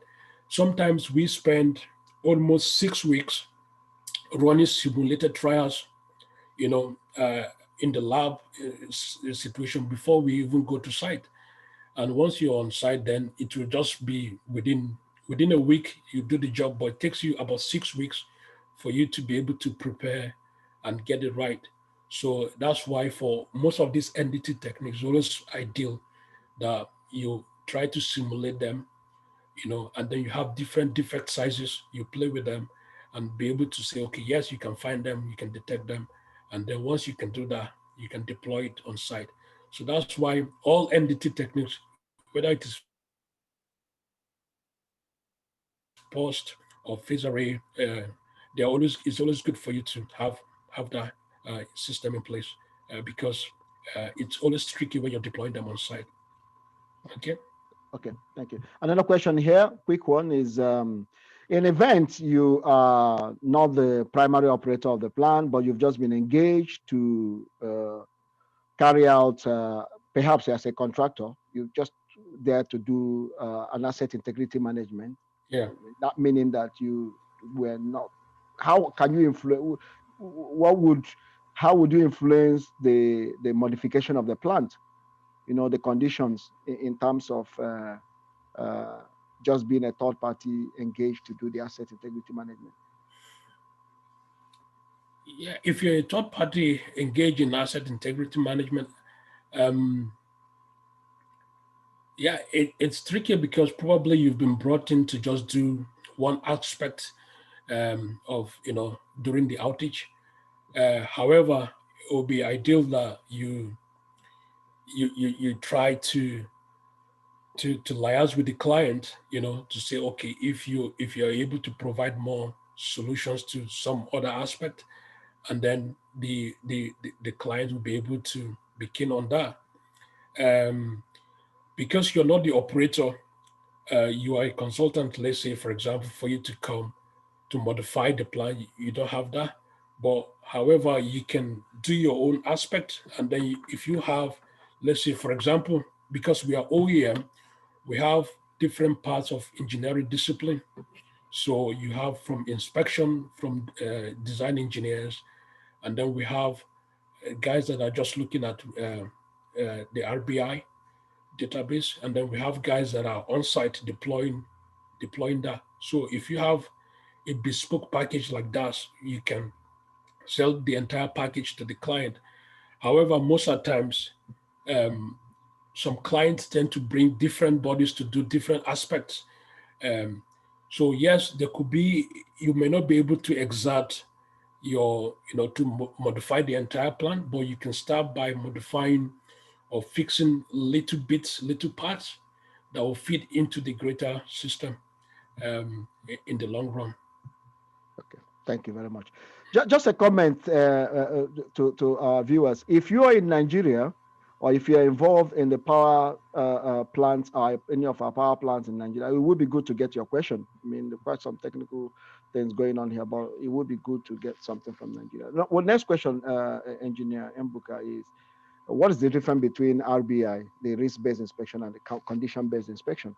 Any real difference? Yeah, for your the difference for us in terms of from our approach is we use them interchangeably, but the risk-based, we're looking at the entire plant. We're looking at from the entirety of your plant, whereby we're looking at all the high risk areas. So the risk-based approach, whereby we say, okay, which are the critical aspects that you should be looking at, and from there you can now be able to say what damage mechanisms that we think these areas will be, will be exposed to. Now, for the condition-based approach, mostly will be based on the temperature readings or the pressure readings from the data that has to do with your operations. So that, again, that fits into our RBI approach. So more or less, we take our the condition-based inspections, basically, we take that, incorporate it into the RBI model, whereby we look at it holistically. But for the condition-based, you're just looking at one aspect of your pressure systems. Let's say you're looking at the superheaters or your headers. So what is the condition of that header? And then once you see that, okay, which areas should I look at? But for the RBI, you're looking at the entire unit as a whole. So that's the subtle difference. Okay, thank you very much. Now, I think there's a question here asking, which I believe you alluded to at the beginning, that you cover, do some backup covers from new build power plants to front-end engineering design. I guess that's a yes. Then the follow-up question is that what are the typical degradation mechanisms you see in the power generation industry, generally speaking? And do you have do selected inspection techniques have a good probability of detecting problems with regards to the degradation mechanisms? So let me take it again. What are some of the typical degradation mechanisms seen in the power generation industry? And do you think that selected inspection techniques have a good probability of detection? Yes. For the degradation mechanisms, it varies from power plants to power plants. Well, for these we've discussed just the thermal aspect. Now, for these ones, we've seen creep damage, creep in terms of the cavity, the voids, whereby you're operating at high temperature above 500 degrees Celsius, and you're operating at high pressure above 15 bars, 16, 17. And it's been there over time. So what happens is creep begins to set in, that is, the material gets soft over time, in layman's point of view, whereby the structure of the material begins to degrade, and then you begin to see cavities form. Now, these cavities over time, they align themselves and form micro cracks, and then over time, they become macro cracks. Now, when you do your NDT, you will now pick the cracks. At micro level, the NDT technique, like your MPI, will not be able to pick up micro cracks at that level until it is macro before the NDT will pick that. So some of the technique you can use will be like replication, whereby you take like a thumbprint or fingerprint, like when you watch your crime scene investigation, you take fingerprints where the dust for fingerprint particles. So it's the same approach. So with that, you take a replica of the area you're looking at, and then you can look at the structure in the microscope. And with that, you'll be able to see the extent of thermal degradation that has occurred. And then with that, you can be able to predict what the client should do. So if you should use that for another 4 years, or you should monitor, or you should repair it, So creep is one. Another thing we've seen is fatigue, fatigue damage, and we've also seen a lot of corrosion fatigue issues on water wall items. And also FAC is a big problem in HRSGs, whereby you have the steam drums and your evaporator tubes. So FAC is also an issue. Some other ones that will have to do with mechanical damage, they are not that pronounced, but the key ones that are that feature more frequently are creep damage, creep fatigue, and then fatigue interactions. So these are the damage. Some of the inspection techniques I've mentioned, replication could be done.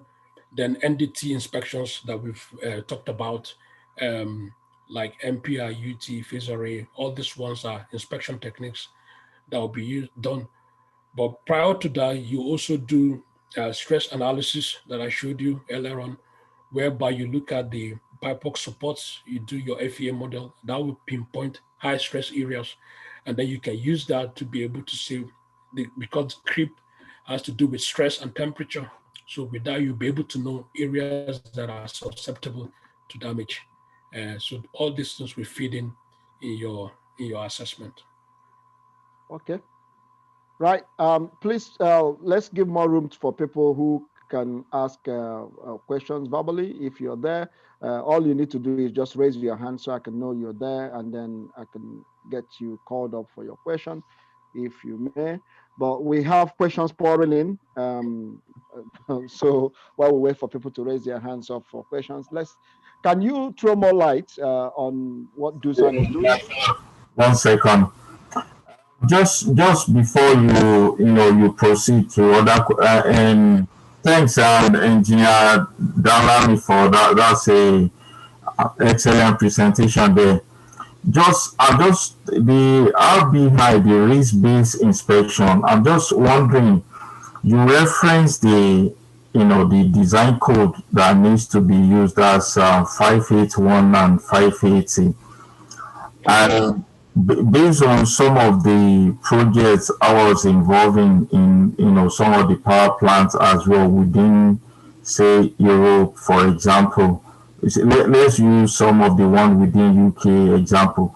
UK tends to want to use BSEN, or say whether British standard, or do you know if there is a sort of equivalent code, instead of go down the line of the American standard?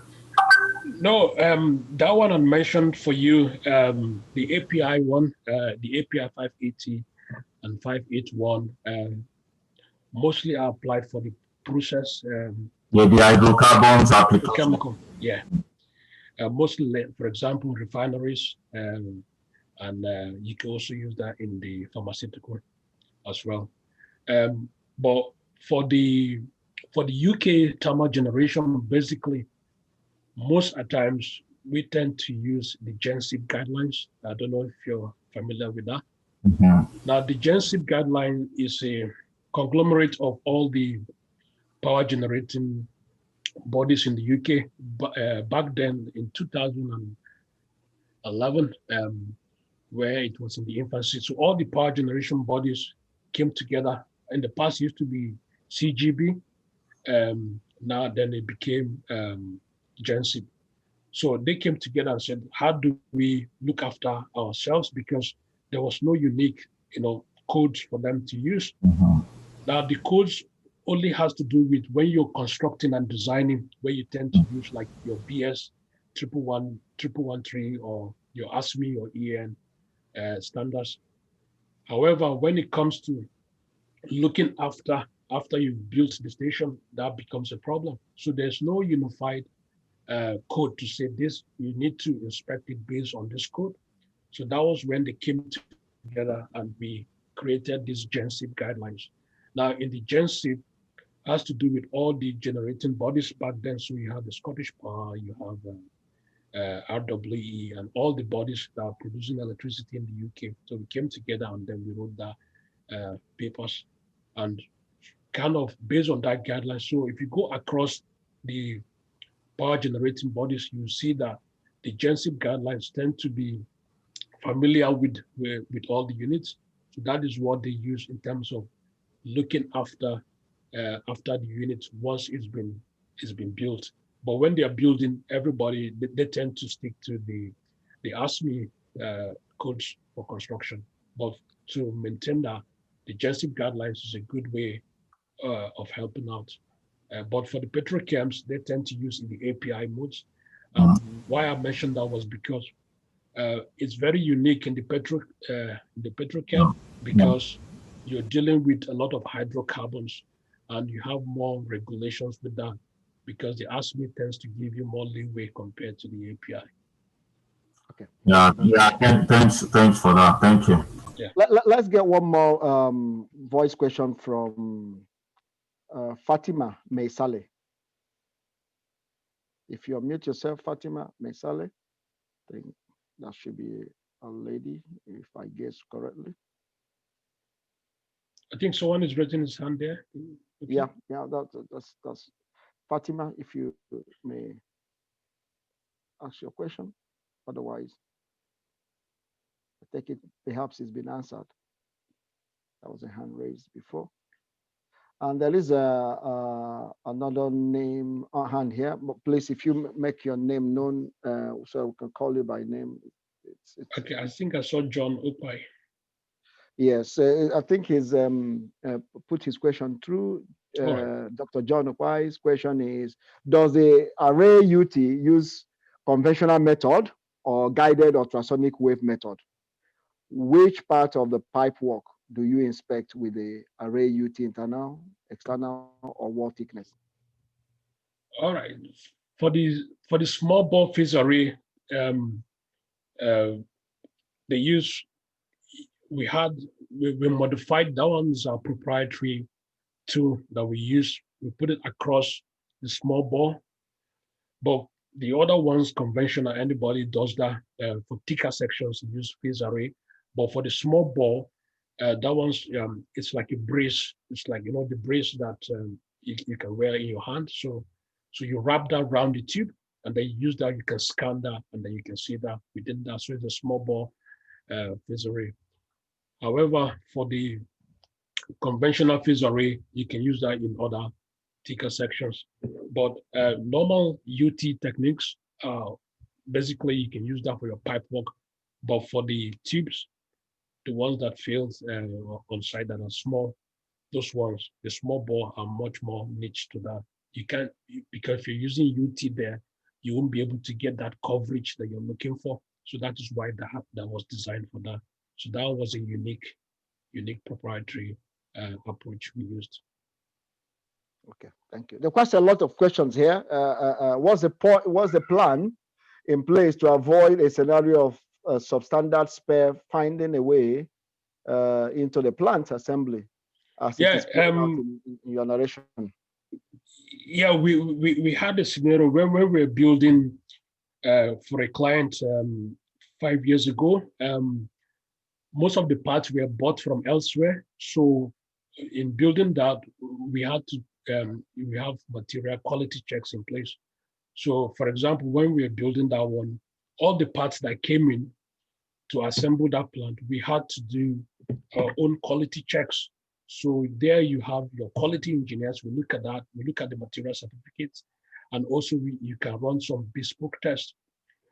In that scenario, there was instances where we had to reject some materials that came in, especially when you're dealing with high alloy materials, for example, like P91.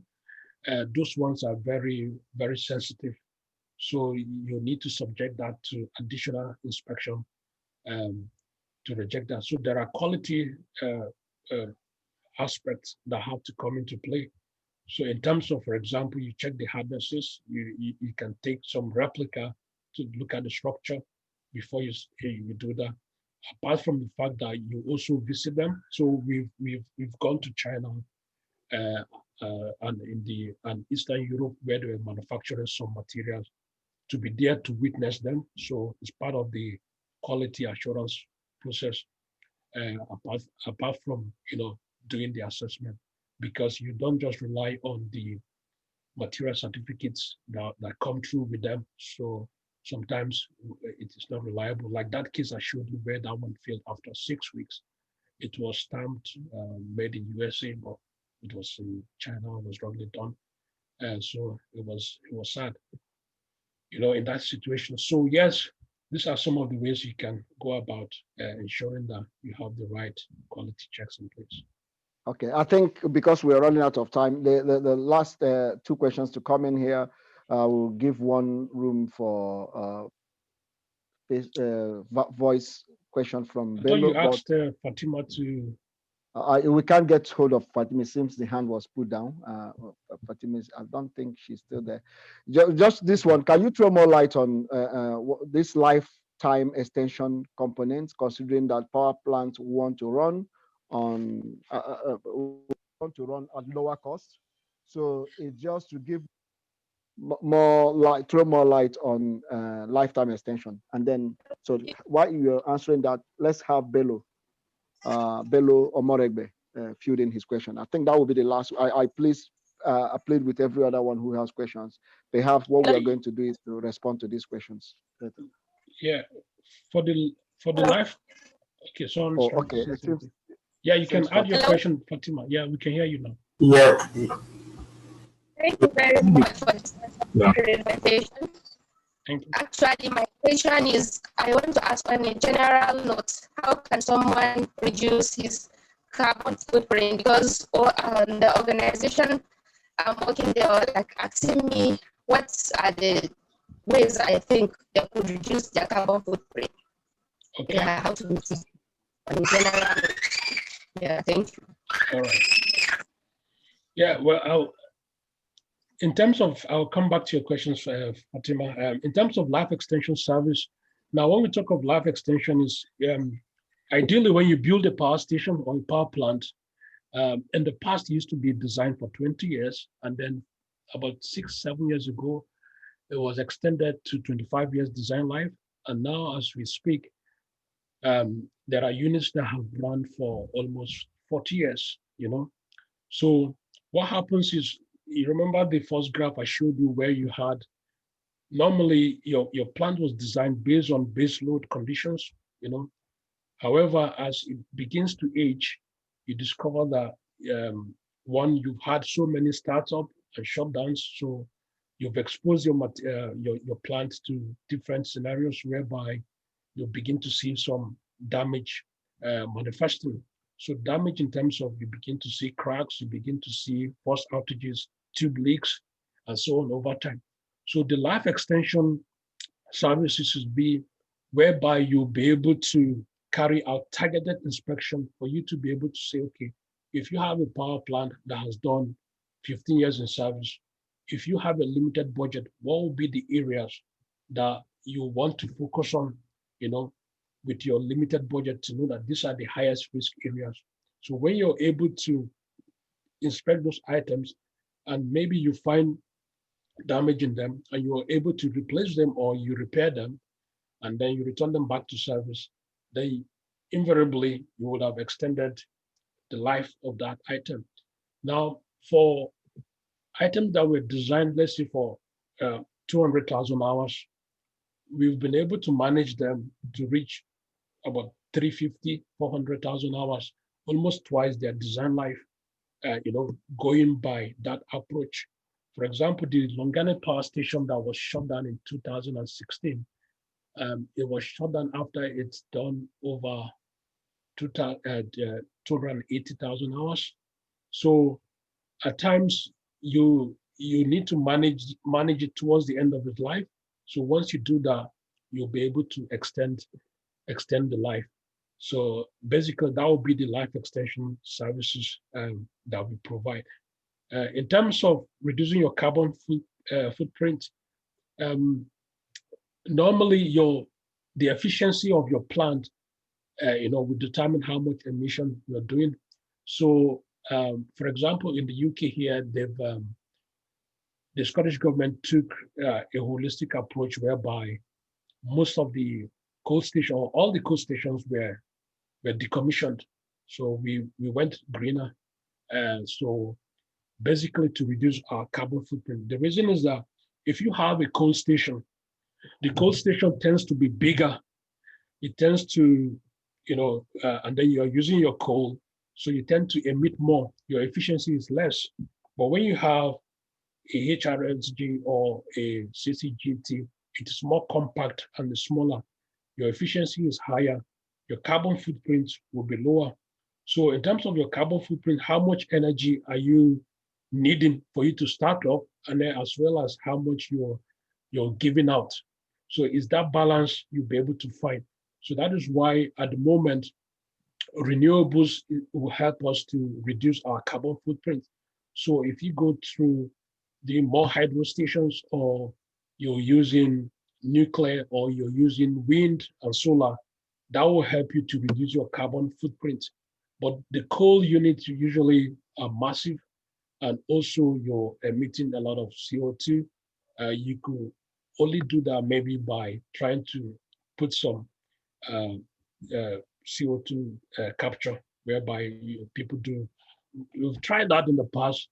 That didn't work, and that is why in the whole of Scotland, there is no coal stations at the moment. The other bespoke one we're trying to reduce the emission will be, for example, like in drugs, you convert that to a biomass instead of a coal. So that will reduce your carbon footprint, because that is seen as a renewable. So your biomass is a way to go now. So if you go in Eastern Europe, for example, they're converting all their coal units to biomass. So one way to do that is to go with biomass as well. Hope that answers that.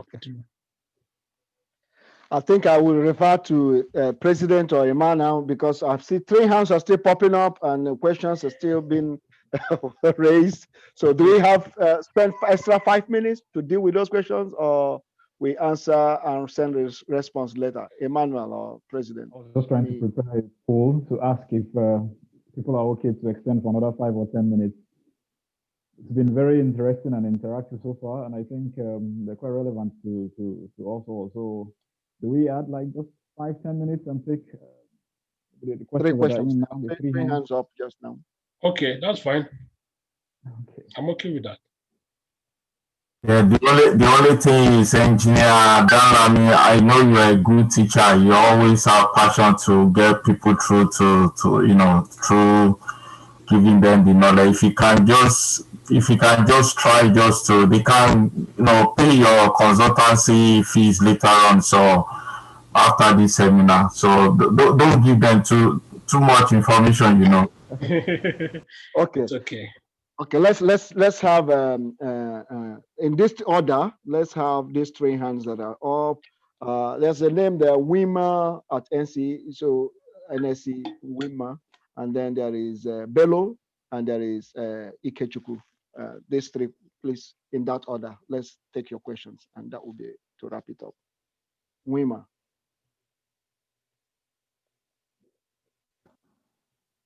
Thank you so much.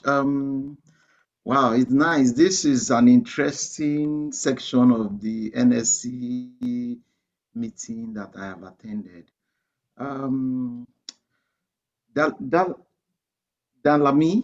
Yeah, Danlami, it's okay. Danlami, yeah. My question is, first of all, I want to find out if,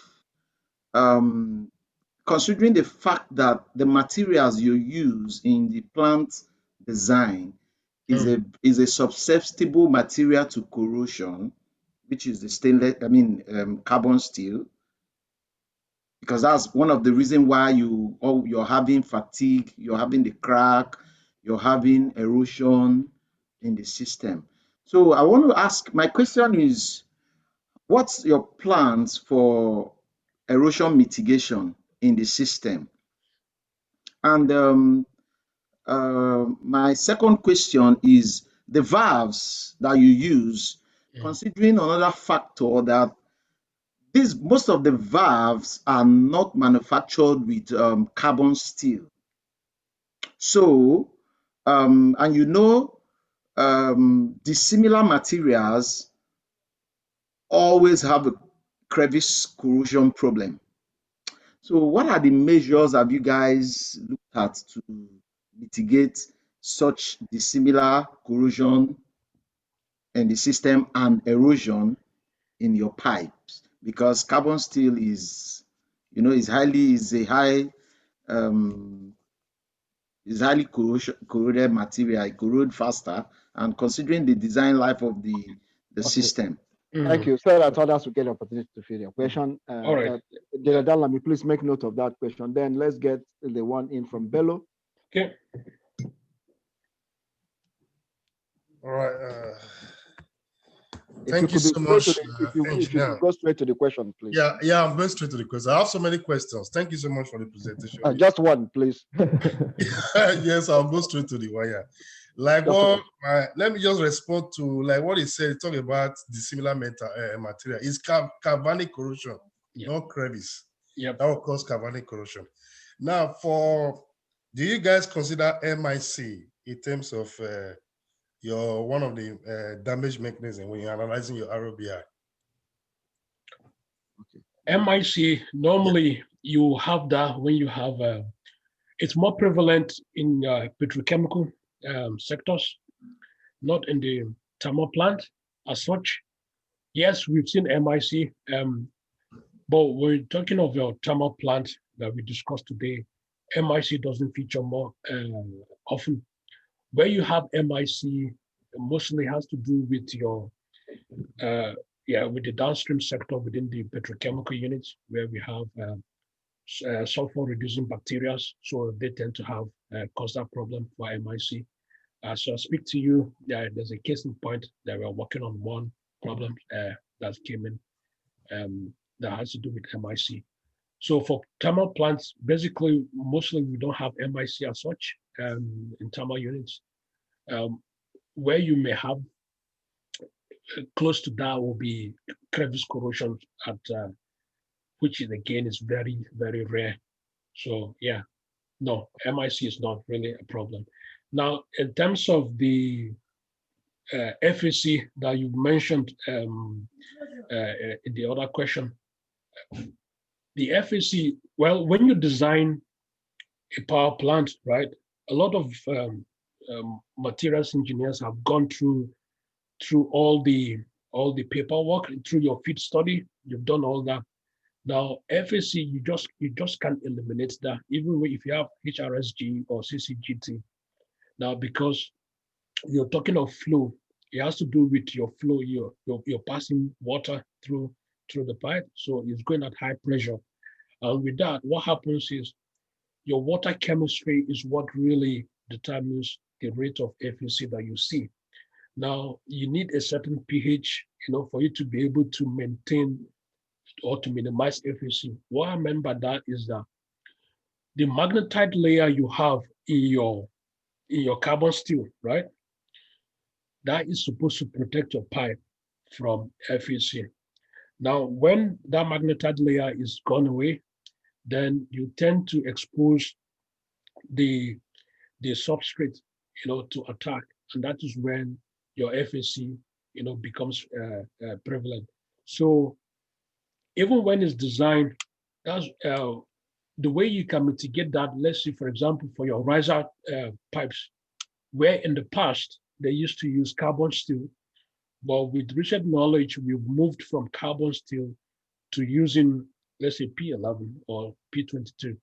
P11 is 1¼ chrome, and P22 is 2¼ chrome. So those ones, you're adding more chrome to that material. That is how you can eliminate FAC in carbon steel. Now, for your valves, downstream your valves, where you have a change in orifice, your flow changes, because of your flow changes to maybe from from laminar flow to turbulent flow, there is a chance that you're going to have localized turbulence. And also sometimes we've found out where you have wells and the backing ring or the wells at the well setup where you have a lot of wells built up there, there was not properly done, you tend to have local disruption. So as the flow is coming through, it begins to change the flow structure there. And then you have, FAC locally eaten within that area. So, but once the plant is designed, all these factors have been taken into place. So no one is going to design in such a way that it is susceptible to FAC. But over time, due to operation whereby there is a change in your water chemistry because you need to maintain optimum pH and optimal water chemistry, and once that is distorted, you don't have enough, that is going on to your system whereby you end up having FAC issue. So yes, FAC is a known issue. It could be always managed. However, it's something that you can rarely eliminate because you have human errors in dealing with the water chemistry. Ikechukwu Monday.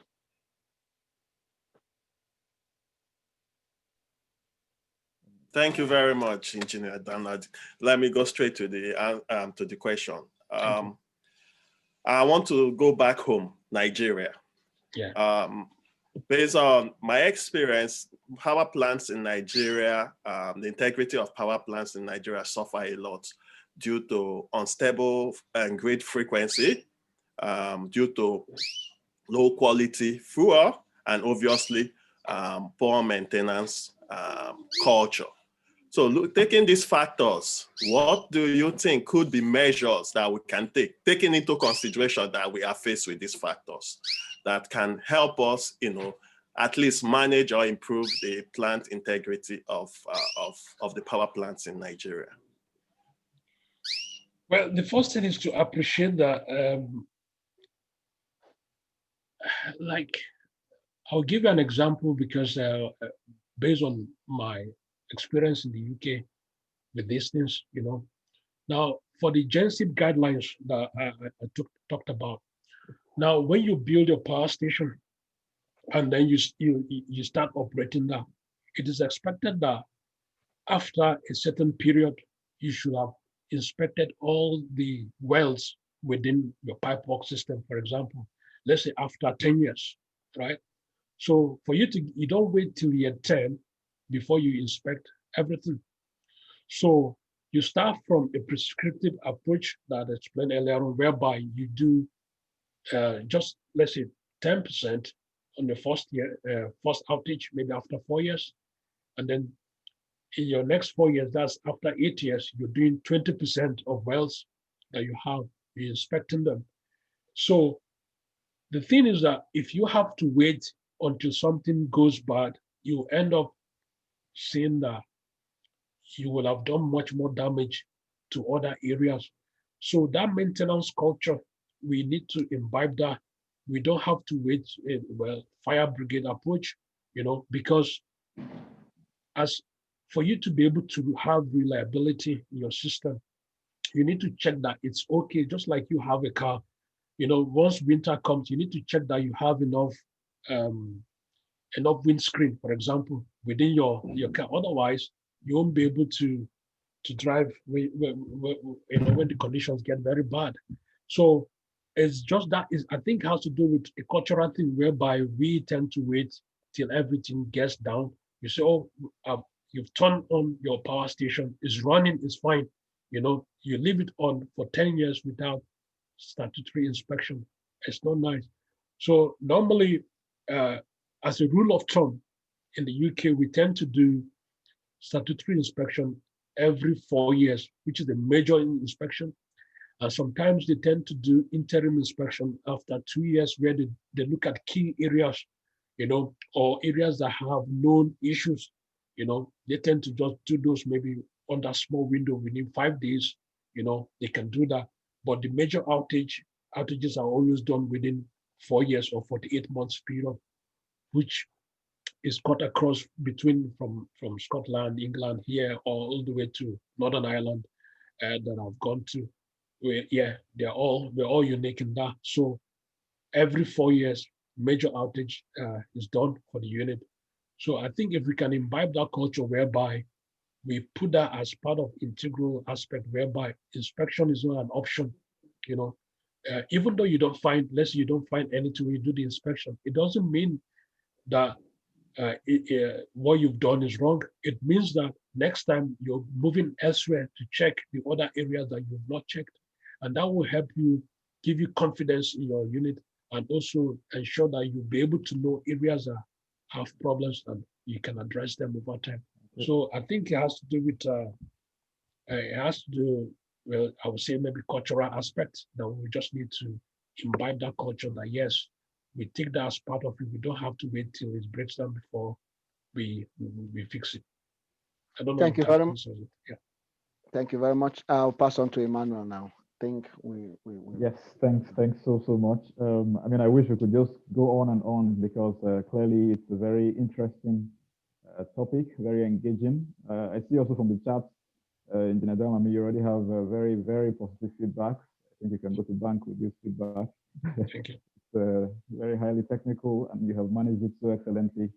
And I think that people are still here listening means that it's a good one, fundamentally. I hope the discussions will continue even after now. I mean, I like the fact that the last note was about Nigeria and what we can do to transfer this knowledge back home, this expertise, and these best practices, global best practices back home. So it's been a great one. So without further ado, I will, I think, skip the final remarks because of time and just move on to invite my colleague, the technical secretary of the branch, Engineer Fva Wadawasina, who is in the best position to give the vote of thanks and appreciation for this session.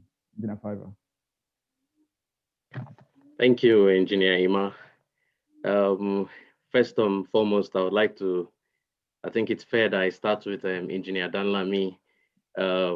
Thanks for the brilliant and great presentation. I believe it's even an understatement to call it brilliant and great, but I'm not sure my English is that good to look for other alternatives, but thank you very much. And hopefully we have opportunities in the not too distant future to engage and work with you on either, not necessarily just webinars, maybe other events that we may be organizing. So thank you for that great presentation.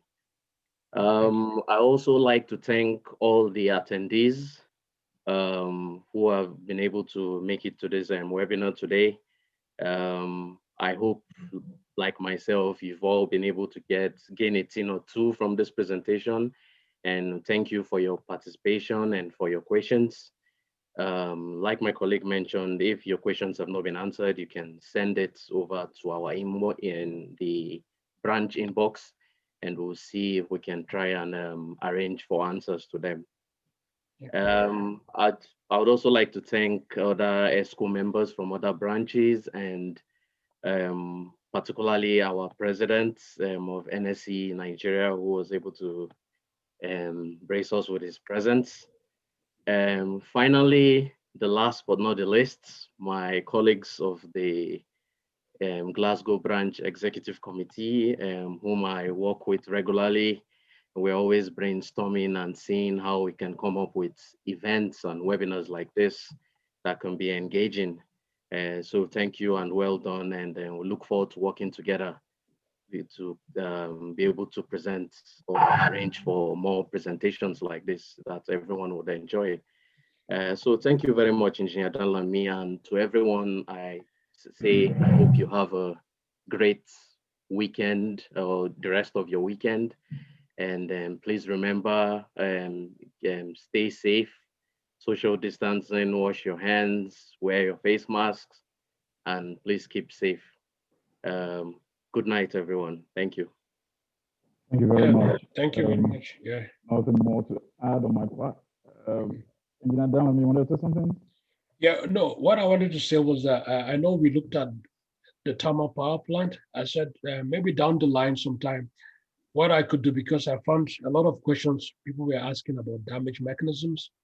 That could be a different presentation on its own, whereby I'll give you specific example just to show you failures and damages, and what part of the plant you see that kind of damage and how it affects and how you can monitor that. But I didn't want to dwell much on damage mechanisms today.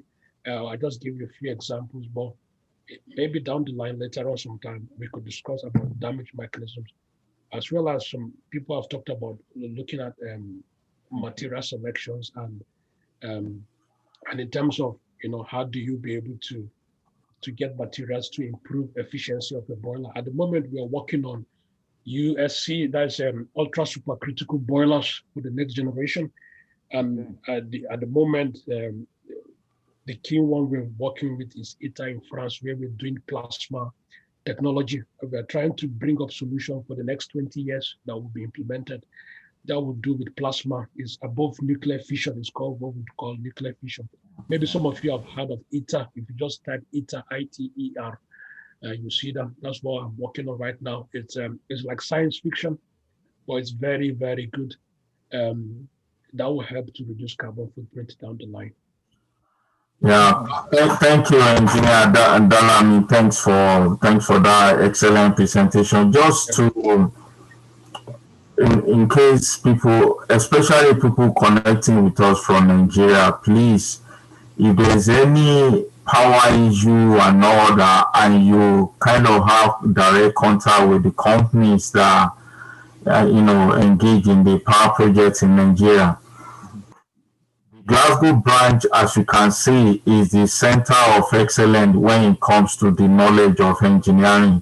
Scotland itself, on its own, any power plant or any way they do proper engineering around the world, you will always see the trace of Scotland. I personally work for a company in Scotland which has been established for 33 or 34 years just now. As you can see, Dosan Bangkok is the same. So if you are listening to us from especially from Nigeria, please, we are more than happy to consult, for different organizations. We are available to share knowledge. We are not just the knowledge. We can arrange in a way to get people from our branch and people that specialize. Whatever area you need help from, we will always help. And that's one of the reasons why we are doing this seminar. And we are open to any questions or anything in more details in the future. We want to form alliance. We want to form sort of a good partnership with different organizations. Thanks for that. And also, I want to recognize two people here, Dr. The Associate Professor of Imperial College, Dr. Sunday Popola, is joining us now, and Engineer Patrick Ibidoyi, and they are both the Publicity Secretary of the London and the Manchester branch. And we want to appreciate you for staying, late till this time, and we appreciate you. Without, any, we don't want to waste too much time. I'm going to hand over to Engineer Dr. Emmanuel to round up the program and, give us the announcement. Thank you. Thanks so much, my chairman. I was just going to say good night, but sorry, I'll just run through quick announcements and then we'll call it a night. I'll leave with the last slides containing the contacts of the NSC Glasgow branch. Just to reemphasize what the chairman has said about the fact that we have a pool of experts across all engineering areas, all sectors, academia, industry, whatever you want to name it, and you can contact us easily. So announcements, our sister branches, the NSC Buhari branch, inviting us to this their monthly ordinary general meeting, where they'll be looking at a theme, second wave of COVID-19, safety in the workplace. This is very relevant for this time, and we're all enjoying to join in. The details are there in the flyer and will be passed across our various platforms. And also our senior branch, NSC London, UK, here, is having a webinar on the 23rd of January. And they've invited the Commissioner for Transport, Lagos State Government. He'll be making the presentation at that seminar. Further details will be communicated very soon. Yes, and these details of how you can reach us, engage with us as much as possible. Any of the platform you find more convenient or comfortable, you're most welcome to reach out to us. Thank you once again for your patience, and thanks so much to the speaker and to everyone. There is now the need to have some training sessions apart from the webinars and things like that, which we'll be uploading on our website to look at some specialist topics like this ones as well going forward. And these are things the expo will be looking at subsequently, and you get more information. So thanks again, and have a very wonderful evening and nice week. Thank you so much. Good night. Thank you.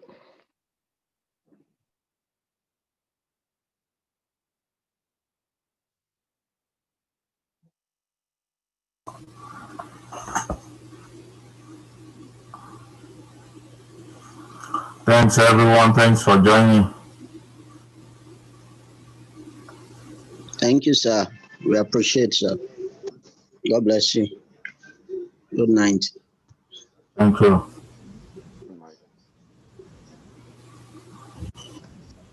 Thank you from Nigeria. Thank you.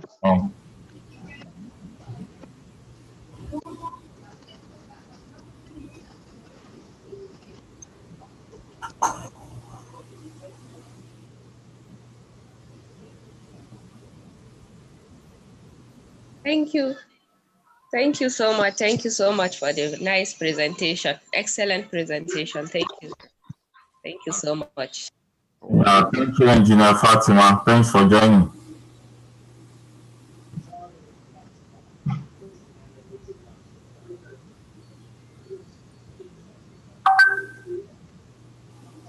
Hello, Dan.